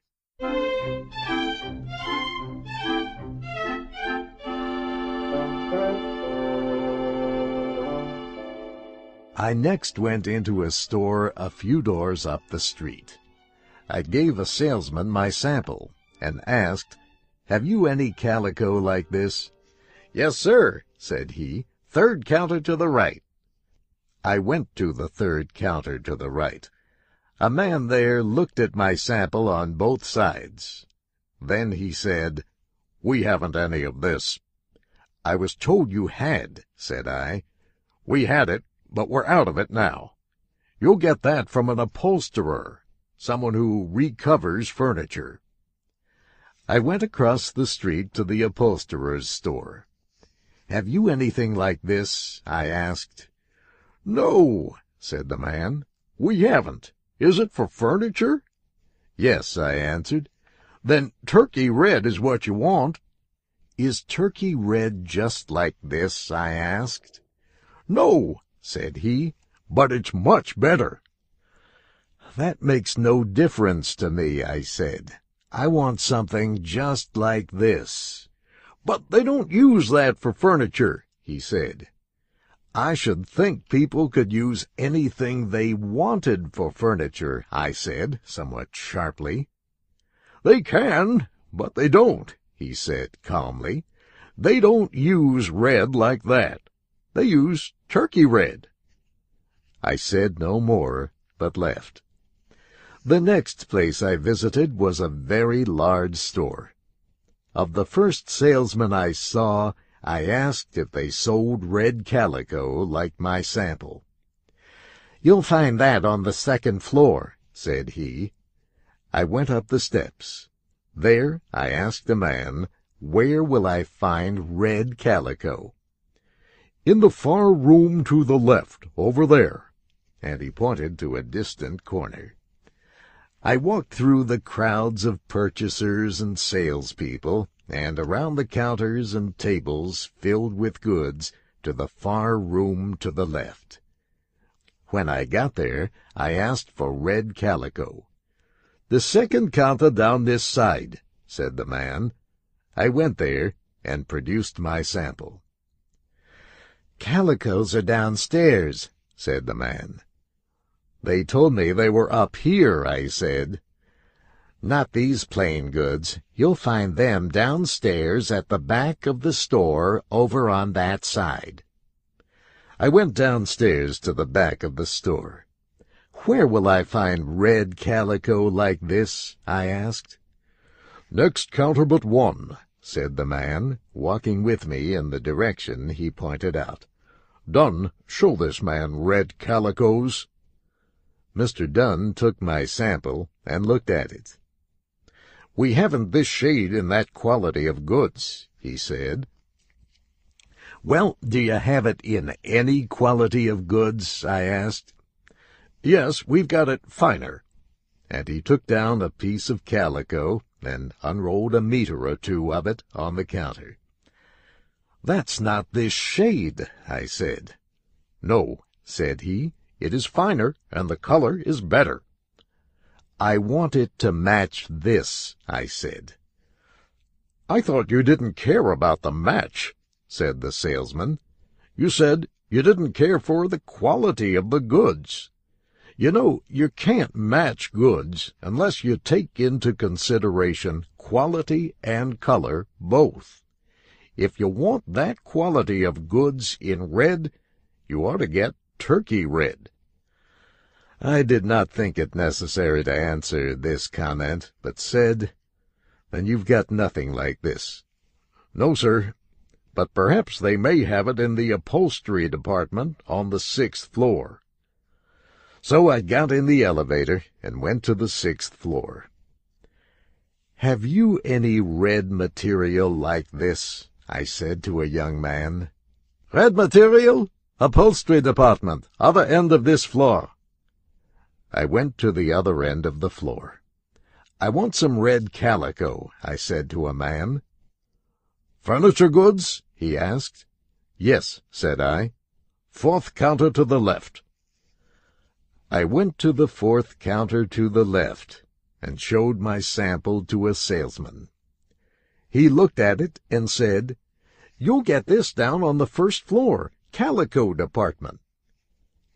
I went down in the elevator and out on the street. I was completely sick of red calico, but I decided to make one more effort. My wife had bought her red calico not long before, and there must be some to be had somewhere. I should have asked her where she got it, but I thought a simple little thing like that could be bought anywhere.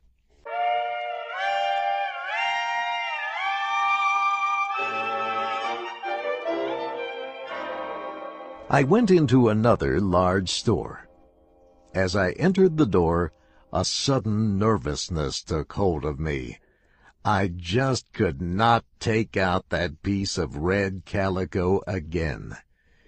If I had had any other kind of cloth, I think I would have asked them if they could match that. But I stepped up to a young woman and presented my sample with the usual question. "Back room, counter on the left," she said. I went there. "Have you any red calico like this?" I asked the saleswoman. "No, sir," she said, "but we have it in turkey red." "Turkey red again!" I surrendered. "All right," I said, "give me turkey red." "How much, sir?" she asked. "I don't know, say 15 meters. She looked at me strangely, but measured off 15 meters of turkey red calico. Then she touched the counter and called out, "Cash." A young girl with yellow hair appeared. The woman wrote the number of meters, the name of the goods, her own number, the price, and the amount of money I gave her on a piece of paper. She probably wrote some other things like the color of my eyes and the direction and speed of the wind. She then copied all this into a little book. Then she gave the piece of paper, the money, and the turkey red cloth to the yellow-haired girl. This girl copied the information into a little book she carried. Then she went away with the calico, the paper, and the money.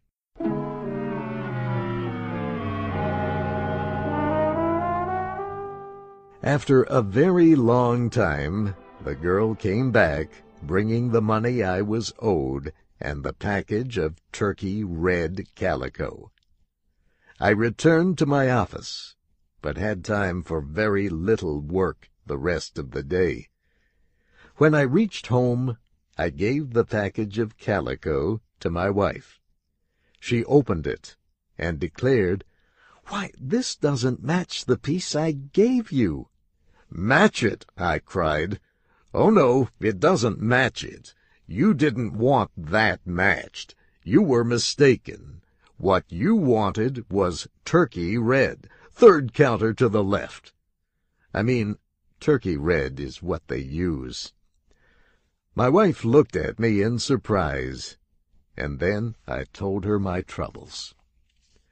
"Well," said she, "this turkey red is much nicer looking than what I had. You've got so much of it that I don't have to use the other at all. I wish I had thought of turkey red before." "I wish from the bottom of my heart you had," said I.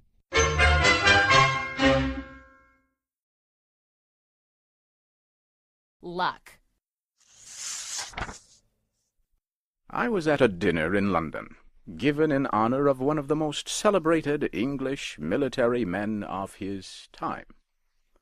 I do not want to tell you his real name and titles. I will just call him Lieutenant General Lord Arthur Scoresby. I cannot describe my excitement when I saw this great and famous man. There he sat, the man himself, in person, all covered with medals. I could not take my eyes off him. He seemed to show the true mark of greatness. His fame had no effect on him.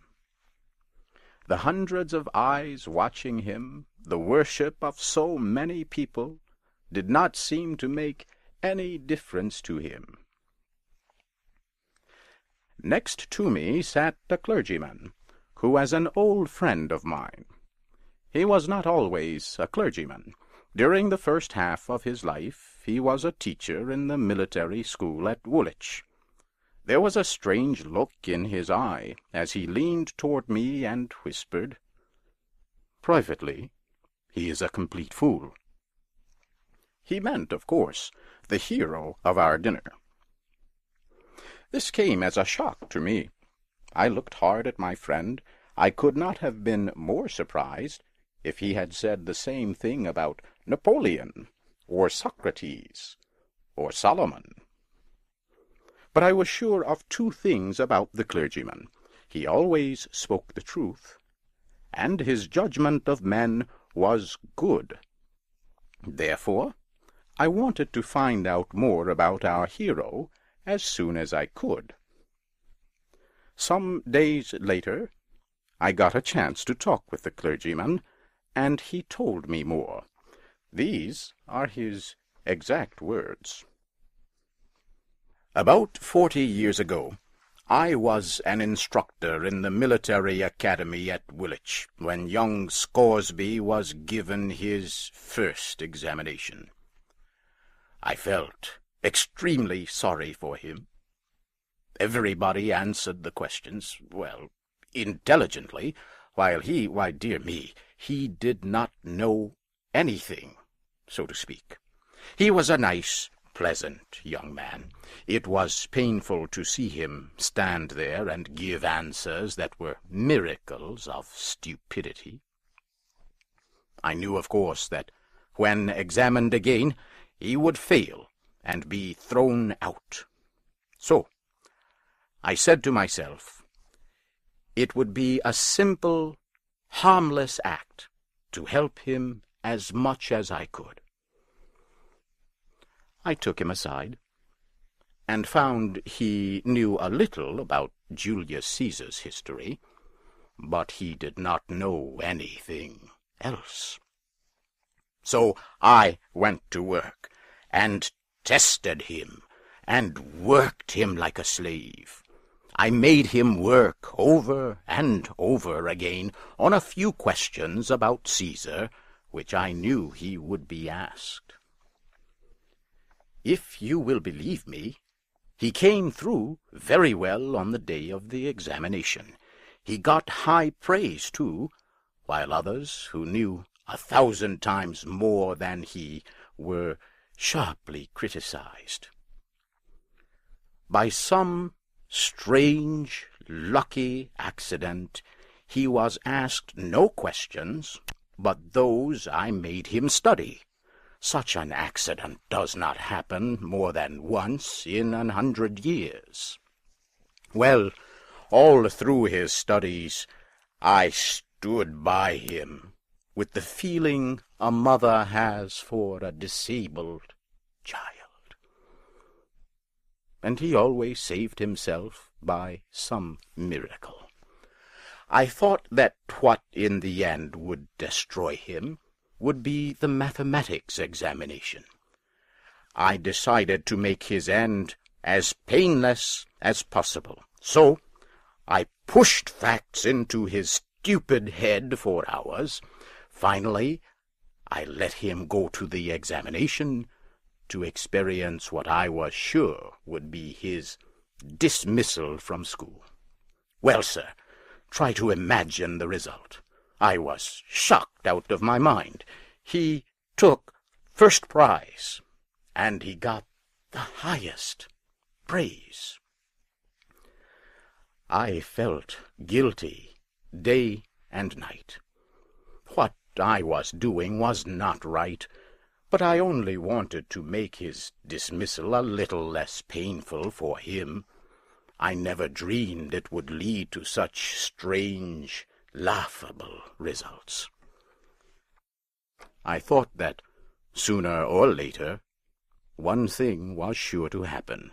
The first real test, once he was through school, would ruin him. Then the Crimean War broke out. I felt that sad for him that there had to be a war. Peace would have given this donkey a chance to escape from ever being found out as being so stupid. Nervously, I waited for the worst to happen. It did. He was appointed an officer, a captain of all things. Who could have dreamed that they would place such a responsibility on such weak shoulders as his? I said to myself that I was responsible to the country for this. I must go with him and protect the nation against him as far as I could. So I joined up with him, and away we went to the field. And there, oh dear, it was terrible. Mistakes, fearful mistakes. Why, he never did anything that was right. Nothing but mistakes. But you see, nobody knew the secret of how stupid he really was. Everybody misunderstood his actions. They saw his stupid mistakes as works of great intelligence. They did, honestly. His smallest mistakes made a man in his right mind cry and shout and scream, too, to himself, of course. And what kept me in a continual fear was the fact that every mistake he made increased his glory and fame. I kept saying to myself that when at last they find out about him, it will be like the sun falling out of the sky. He continued to climb up, over the dead bodies of his superiors. Then, in the hottest moment of one battle, down went our colonel. My heart jumped into my mouth, for Scoresby was the next in line to take his place. Now we are in for it, I said. The battle grew hotter. The English and their allies were steadily retreating all over the field. Our regiment occupied a position that was extremely important. One mistake now would bring total disaster. And what did Scoresby do this time? He just mistook his left hand for his right hand. That was all. An order came for him to fall back and support our right. Instead, he moved forward and went over the hill to the left. We were over the hill before this insane movement could be discovered and stopped. And what did we find? A large and unsuspected Russian army waiting. And what happened? Were we all killed? That is exactly what would have happened in 99 cases out of 100. But no, those surprised Russians thought that no one regiment by itself would come around there at such a time. It must be the whole British army, they thought. They turned tail. Away they went over the hill and down into the field in wild disorder, and we after them. In no time there was the greatest turnaround you ever saw. The Allies turned defeat into a sweeping and shining victory. The Allied commander looked on, his head spinning with wonder, surprise, and joy. He sent right off for Scoresby and put his arms around him and hugged him on the field in front of all the armies. Scoresby became famous that day as a great military leader, honored throughout the world. That honor will never disappear while history books last. He is just as nice and pleasant as ever, but he still does not know enough to come in out of the rain. He is the stupidest man in the universe. Until now, nobody knew it but Scoresby and myself. He has been followed day by day, year by year, by a strange luck. He has been a shining soldier in all our wars for years. He has filled his whole military life with mistakes. Every one of them brought him another honorary title. Look at his chest, flooded with British and foreign medals. Well, sir, every one of them is the record of some great stupidity or other. They are proof that the best thing that can happen to a man is to be born lucky. I say again, as I did at the dinner, Scoresby's a complete fool. Pigs is pigs. Mike Flannery, the agent of the Interurban Express Company, leaned over the desk in the company's office in Westcott and shook his fist. Mr. Morehouse, angry and red, stood on the other side of the desk, shaking with fury. The argument had been long and hot. At last, Mr. Morehouse had become speechless. The cause of the trouble lay on the desk between the two men. It was a box with 2 guinea pigs inside.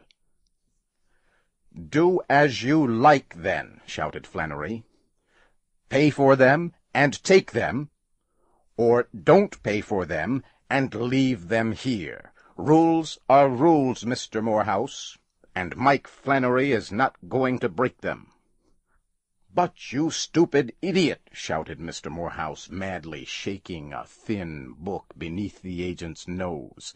"Can't you read it here? In your own book of transportation rates? Pets, domestic, Franklin to Westcott, if correctly boxed, 25 cents each. He threw the book on the desk. What more do you want? Aren't they pets? Aren't they domestic? Aren't they correctly boxed? What? He turned and walked back and forth rapidly, with a furious look on his face. Pets, he said. P-E-T-S. 25 cents each. 2 times 25 is 50. Can you understand that? I offer you 50 cents. Flannery reached for the book. He ran his hand through the pages and stopped at page 64. I don't take 50 cents, he whispered in an unpleasant voice. Here's the rule for it. When the agent be in any doubt about which 2 rates should be charged on a shipment, he shall charge the larger. The person receiving the shipment may put in a claim for the overcharge. In this case, Mr. Morehouse, I be in doubt. Pets them animals may be, and domestic they may be, but pigs I'm sure they do be, and my rule says plain as the nose on your face, pigs, Franklin to Westcott, 30 cents each. Mr. Morehouse shook his head savagely. Nonsense, he shouted. Confounded nonsense, I tell you. That rule means common pigs, not guinea pigs. Pigs is pigs, Flannery said firmly.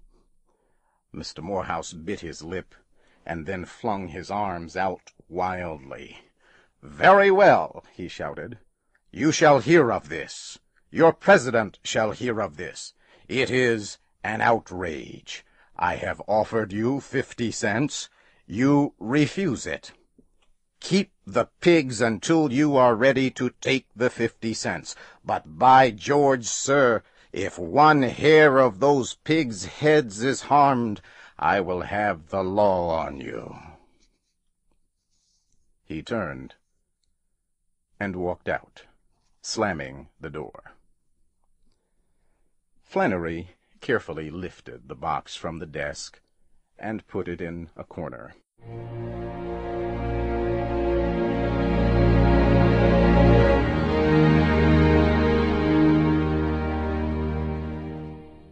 Mr. Morehouse quickly wrote a letter to the president of the Transportation Express Company.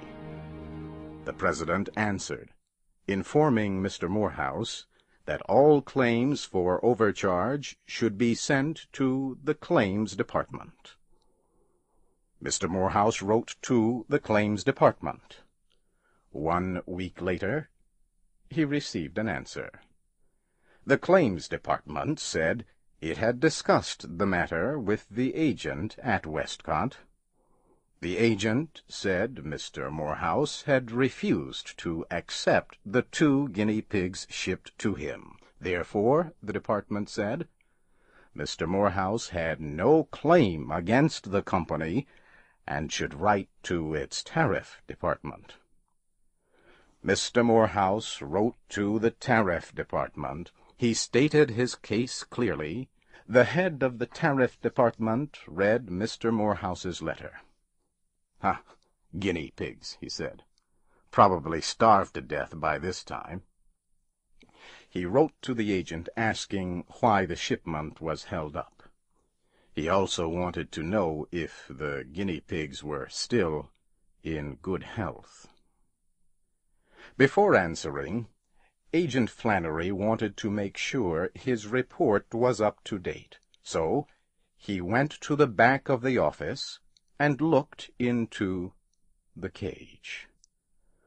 Good Lord, there were now 8 of them, all well and eating like hippopotamuses. He went back to the office and explained to the head of the tariff department what the rules said about pigs. And as for the condition of the guinea pigs, said Flannery, they were all well. But there were 8 of them now, all good eaters. The head of the tariff department laughed when he read Flannery's letter. He read it again and became serious. "By George," he said, "Flannery is right. Pigs is pigs. I'll have to get something official on this." He spoke to the president of the company. The president treated the matter lightly. "What is the rate on pigs and on pets?" he asked. "Pigs, 30 cents. Pets, 25, the head of the tariff department answered. "Then, of course, guinea pigs are pigs," the president said. "Yes," the head of the tariff department agreed. "I look at it that way, too. A thing that can come under 2 rates is naturally to be charged at the higher one. But are guinea pigs pigs? Aren't they rabbits?" "Come to think of it," the president said, "I believe they are more like rabbits, sort of halfway between pig and rabbit. I think the question is this: are guinea pigs of the domestic pig family? I'll ask Professor Gordon. He is an expert about such things." The president wrote to Professor Gordon. Unfortunately, the professor was in South America, collecting zoological samples. His wife forwarded the letter to him. The professor was in the high Andes Mountains. The letter took many months to reach him. In time, the president forgot the guinea pigs. The head of the tariff department forgot them. Mr. Morehouse forgot them. But Agent Flannery did not. The guinea pigs had increased to 32. He asked the head of the tariff department what he should do with them. "Don't sell the pigs," Agent Flannery was told. "They are not your property. Take care of them until the case is settled." The guinea pigs needed more room. Flannery made a large and airy room for them in the back of his office.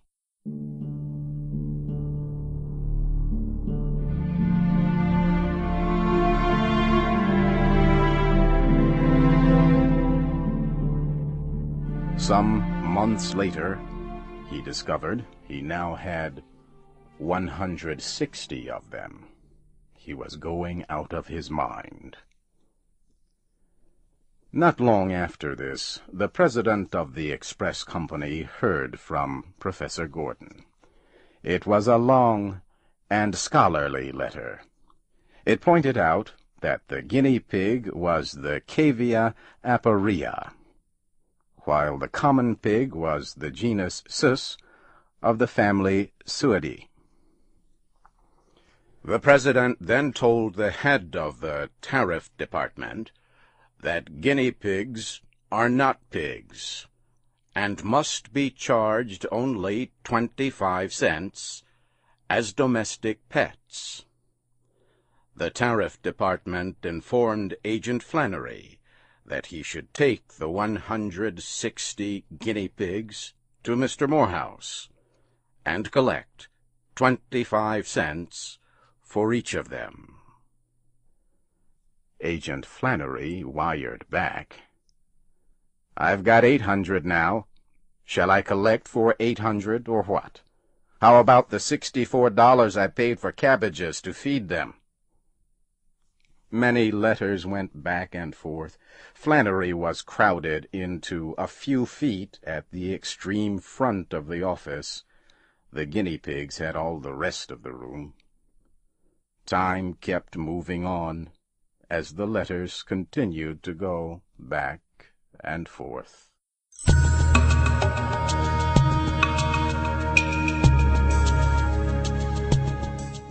Flannery now had 4,064 guinea pigs.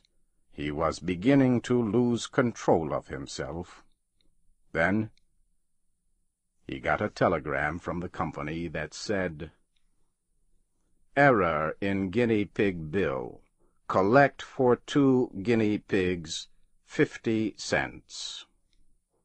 Flannery ran all the way to Mr. Morehouse's home, but Mr. Morehouse had moved.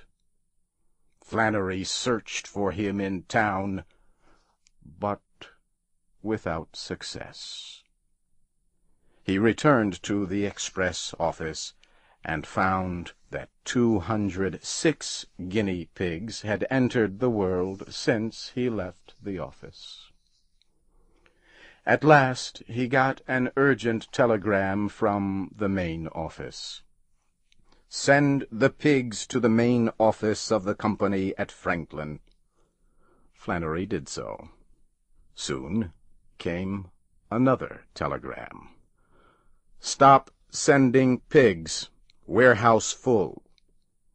But he kept sending them.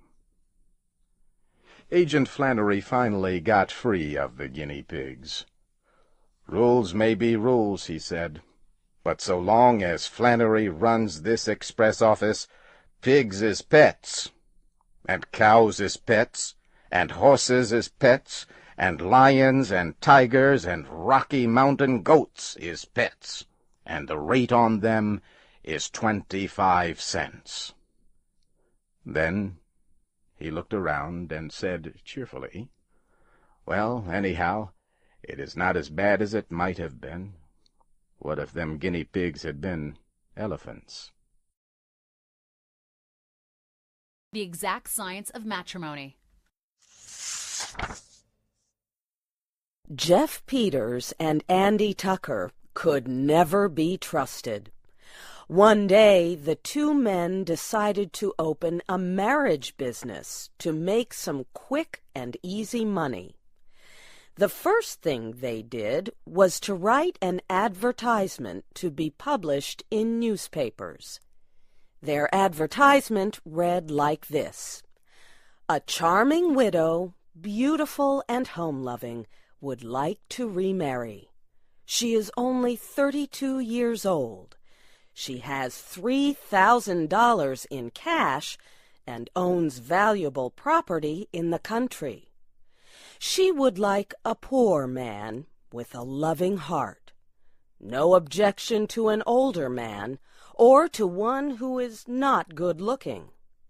But he needs to be faithful and true, can take care of property, and invest money with good judgment. Give address with details about yourself. Signed, Lonely, care of Peters and Tucker, agents, Cairo, Illinois." When they finished writing the ad, Jeff Peters said to Andy Tucker, "So far, so good. And now, where is the lady?" Andy gave Jeff an unhappy look. "What does a marriage advertisement have to do with a lady?" he asked. "Now listen," Jeff answered. "You know my rule, Andy. In all illegal activities, we must obey the law in every detail. Something offered for sale must exist. It must be seen. You must be able to produce it. That is how I have kept out of trouble with the police. Now, for this business to work, we must be able to produce a charming widow, with or without the beauty, as advertised." "Well," said Andy, after thinking it over, "it might be better. if the United States Post Office should decide to investigate our marriage agency. But where can you hope to find a widow who would waste her time on a marriage proposal that has no marriage in it?" Jeff said that he knew just such a woman. "An old friend of mine, Zeke Trotter," he said, "used to work in a tent show. He made his wife a widow by drinking too much of the wrong kind of alcohol. I used to stop at their house often. I think we can get her to work with us."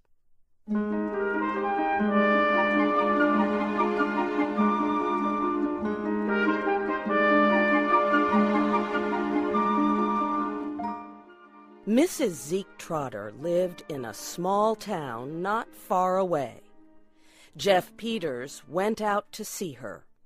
She was not beautiful and not so young, but she seemed all right to Jeff. "Is this an honest deal you're putting on, Mr. Peters?" she asked when he told her what he wanted. "Mrs. Trotter," said Jeff, 3,000 men will seek to marry you to get your money and property. What are they prepared to give in exchange? Nothing. Nothing but the bones of a lazy, dishonest, good-for-nothing fortune-seeker. We will teach them something. This will be a great moral campaign. Does that satisfy you?" "It does, Mr. Peters," she said. "But what will my duties be? Do I have to personally reject these 3,000 good-for-nothings you speak of? Or can I throw them out in bunches?" Jeff explained that her job would be easy. She would live in a quiet hotel and have no work to do. He and Andy would take care of all letters and the business end of the plot. But he warned her that some of the men might come to see her in person. Then she would have to meet them face to face and reject them. She would be paid $25 a week and hotel costs. "Give me 5 minutes to get ready," Mrs. Trotter said. "Then you can start paying me." So Jeff took her to the city and put her in a hotel far enough from Jeff and Andy's place to cause no suspicion. Jeff Peters and Andy Tucker were now ready to catch a few fish on the hook. They placed their advertisement in newspapers across the country. They put $2,000 in a bank in Mrs. Trotter's name. They gave her the bank book to show if anyone questioned the honesty of their marriage agency. They were sure that Mrs. Trotter could be trusted and that it was safe to leave the money in her name. Their ad in the newspapers started a flood of letters, more than 100 a day. Jeff and Andy worked 12 hours a day answering them. Most of the men wrote that they had lost their jobs. The world misunderstood them. But they were full of love and other good qualities. Jeff and Andy answered every letter with high praise for the writer. They asked the men to send a photograph and more details. And they told them to include $2 to cover the cost of giving the second letter to the charming widow. Almost all the men sent in the $2 requested. It seemed to be an easy business. Still, Andy and Jeff often spoke about the trouble of cutting open envelopes and taking the money out. A few of the men came in person. Jeff and Andy sent them to Mrs. Trotter, and she did the rest. Soon, Jeff and Andy were receiving about $200 a day. One day, a federal postal inspector came by. But Jeff satisfied him that they were not breaking the law.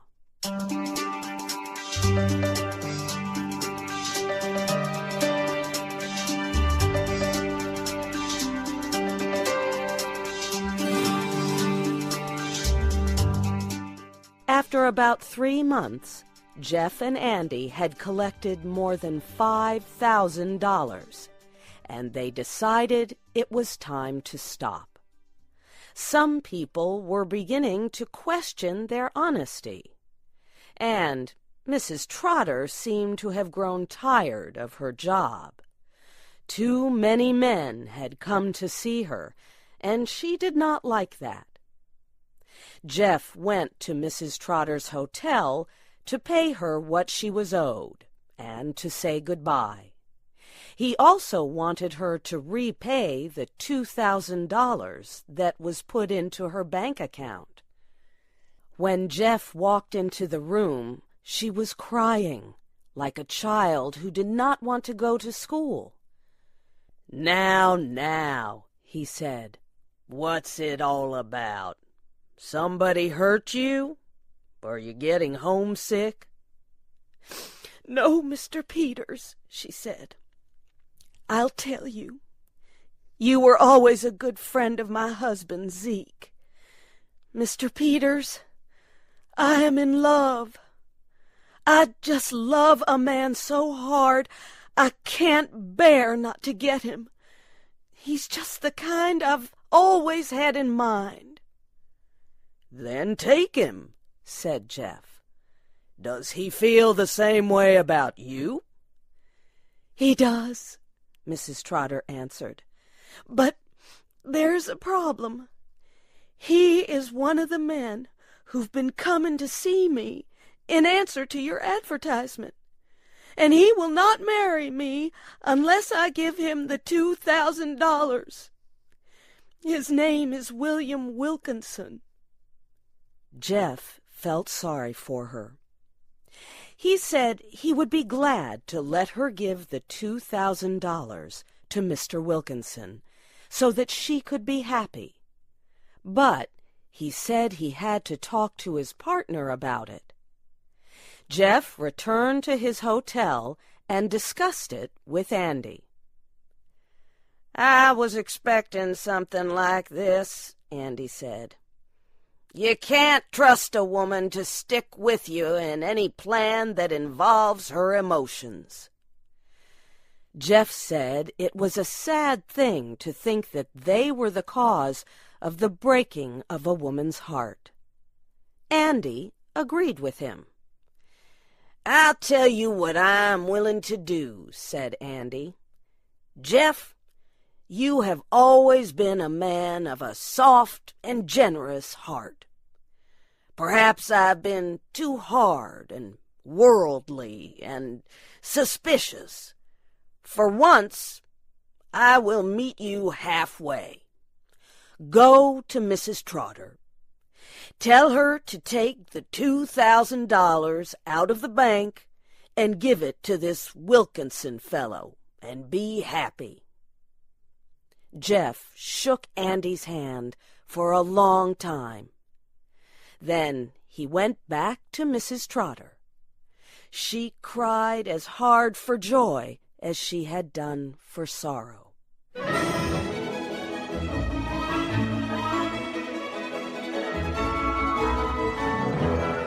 2 days later, Jeff and Andy prepared to leave town. "Wouldn't you like to go meet Mrs. Trotter once before we leave?" Jeff asked Andy. "She'd like to express her thanks to you." "Why, I guess not," Andy said. "I think we should hurry and catch the train." Jeff was putting all the money they had received in a belt he tied around his body. body.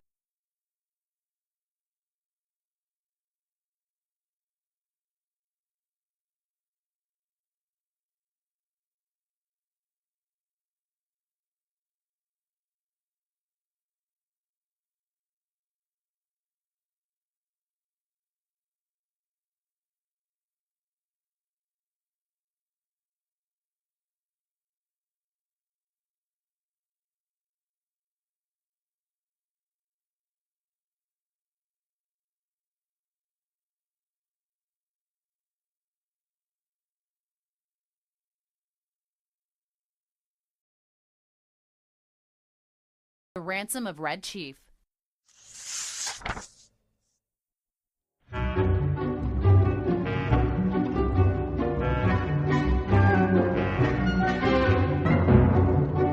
It looked like a good thing.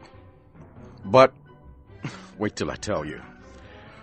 We were down south in Alabama, Bill Driscoll and myself, when this kidnapping idea struck us.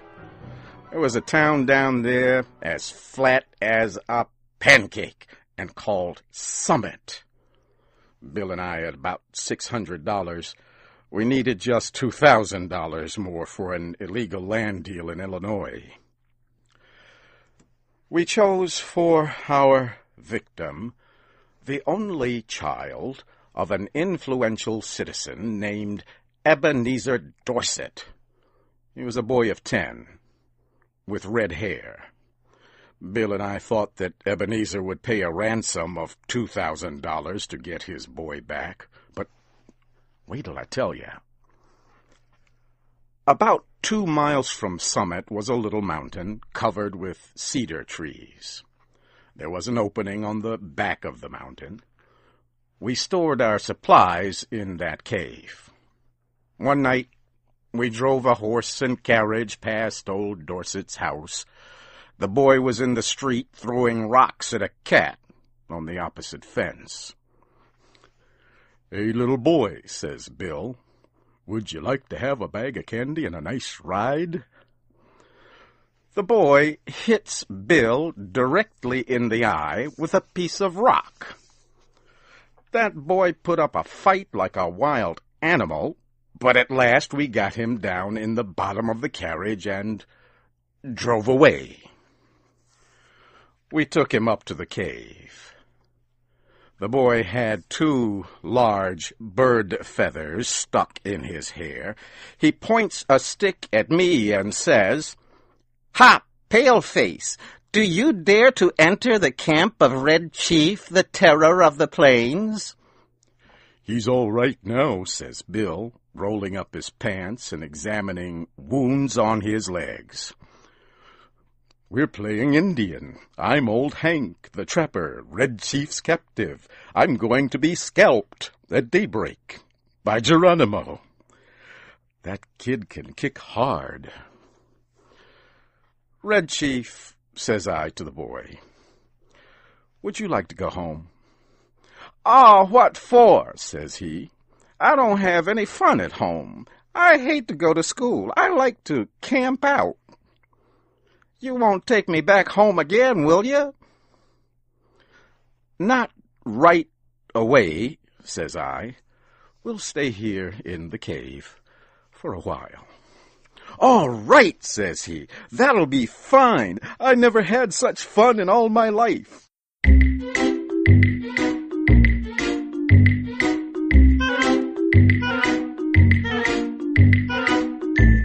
We went to bed about 11 o'clock. Just at daybreak, I was awakened by a series of terrible screams from Bill. Red Chief was sitting on Bill's chest with one hand holding his hair. In the other, he had a sharp knife. He was attempting to cut off the top of Bill's head based on what he had declared the night before. I got the knife away from the boy, but after that event, Bill's spirit was broken. He lay down, but he never closed an eye again in sleep as long as that boy was with us. "Do you think anybody will pay out money to get a little imp like that back home?" Bill asked. "Sure," I said. "A boy like that is just the kind that parents love.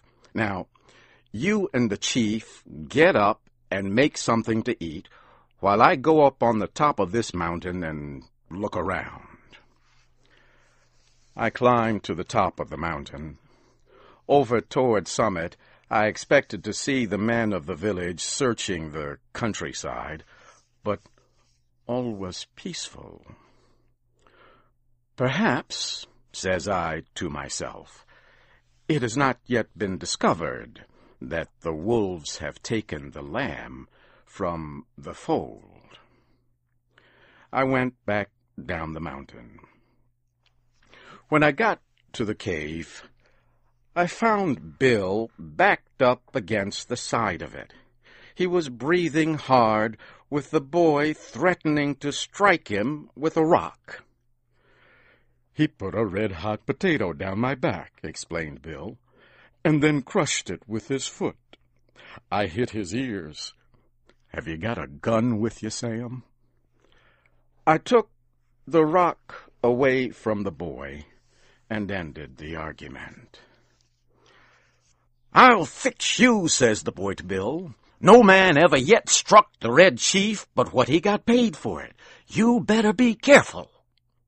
After eating, the boy takes a leather object with strings tied around it from his clothes and goes outside the cave, unwinding it. Then we heard a kind of shout. It was Red Chief holding a sling in one hand. He moved it faster and faster around his head.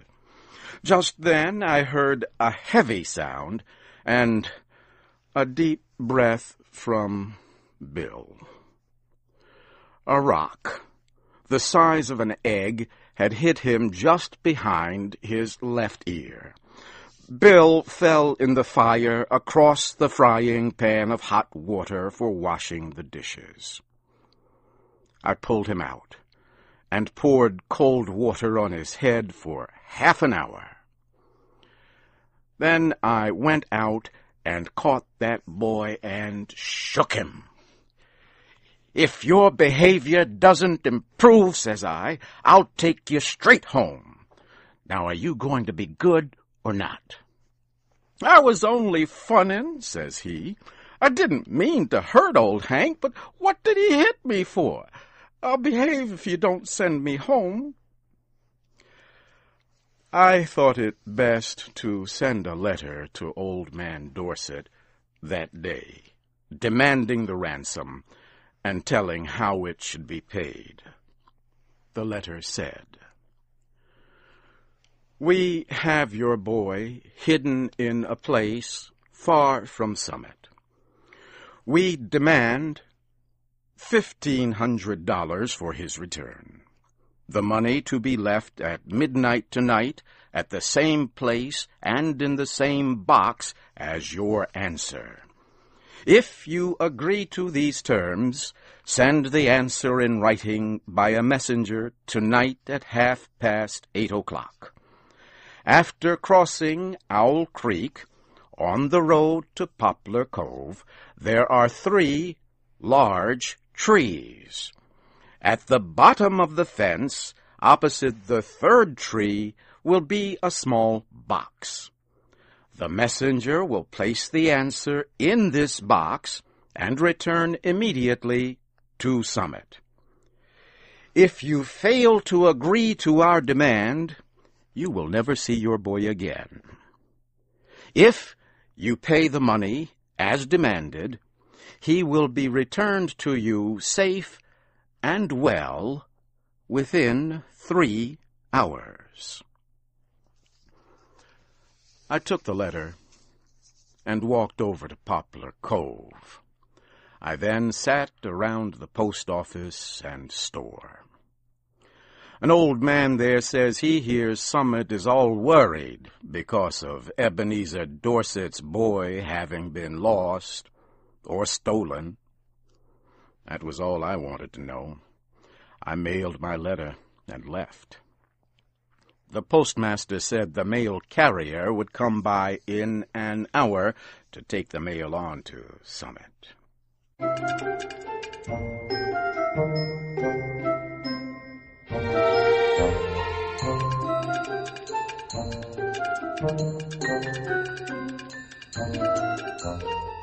At 8:30, I was up in the third tree, waiting for the messenger to arrive. Exactly on time, a half-grown boy rides up the road on a bicycle. He finds the box at the foot of the fence. He puts a folded piece of paper into it and leaves, turning back toward Summit. I slid down the tree, got the note, and was back at the cave in a half hour. I opened the note and read it to Bill. This is what it said. Gentlemen, I received your letter about the ransom you ask for the return of my son. I think you're a little high in your demands. I hereby make you a counter-proposal, which I believe you will accept. You bring Johnny home and pay me $250, and I agree to take him off your hands. You had better come at night, because the neighbors believe he is lost, and I could not be responsible for what they would do to anybody they saw bringing him back. Very respectfully, Ebenezer Dorset.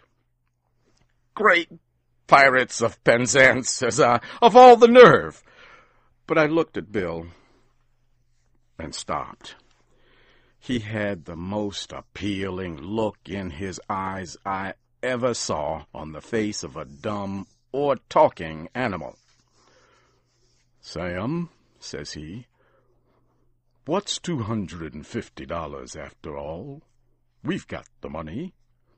One more night of this boy will drive me crazy. I think Mr. Dorset is making us a good offer. You aren't going to let the chance go, are you?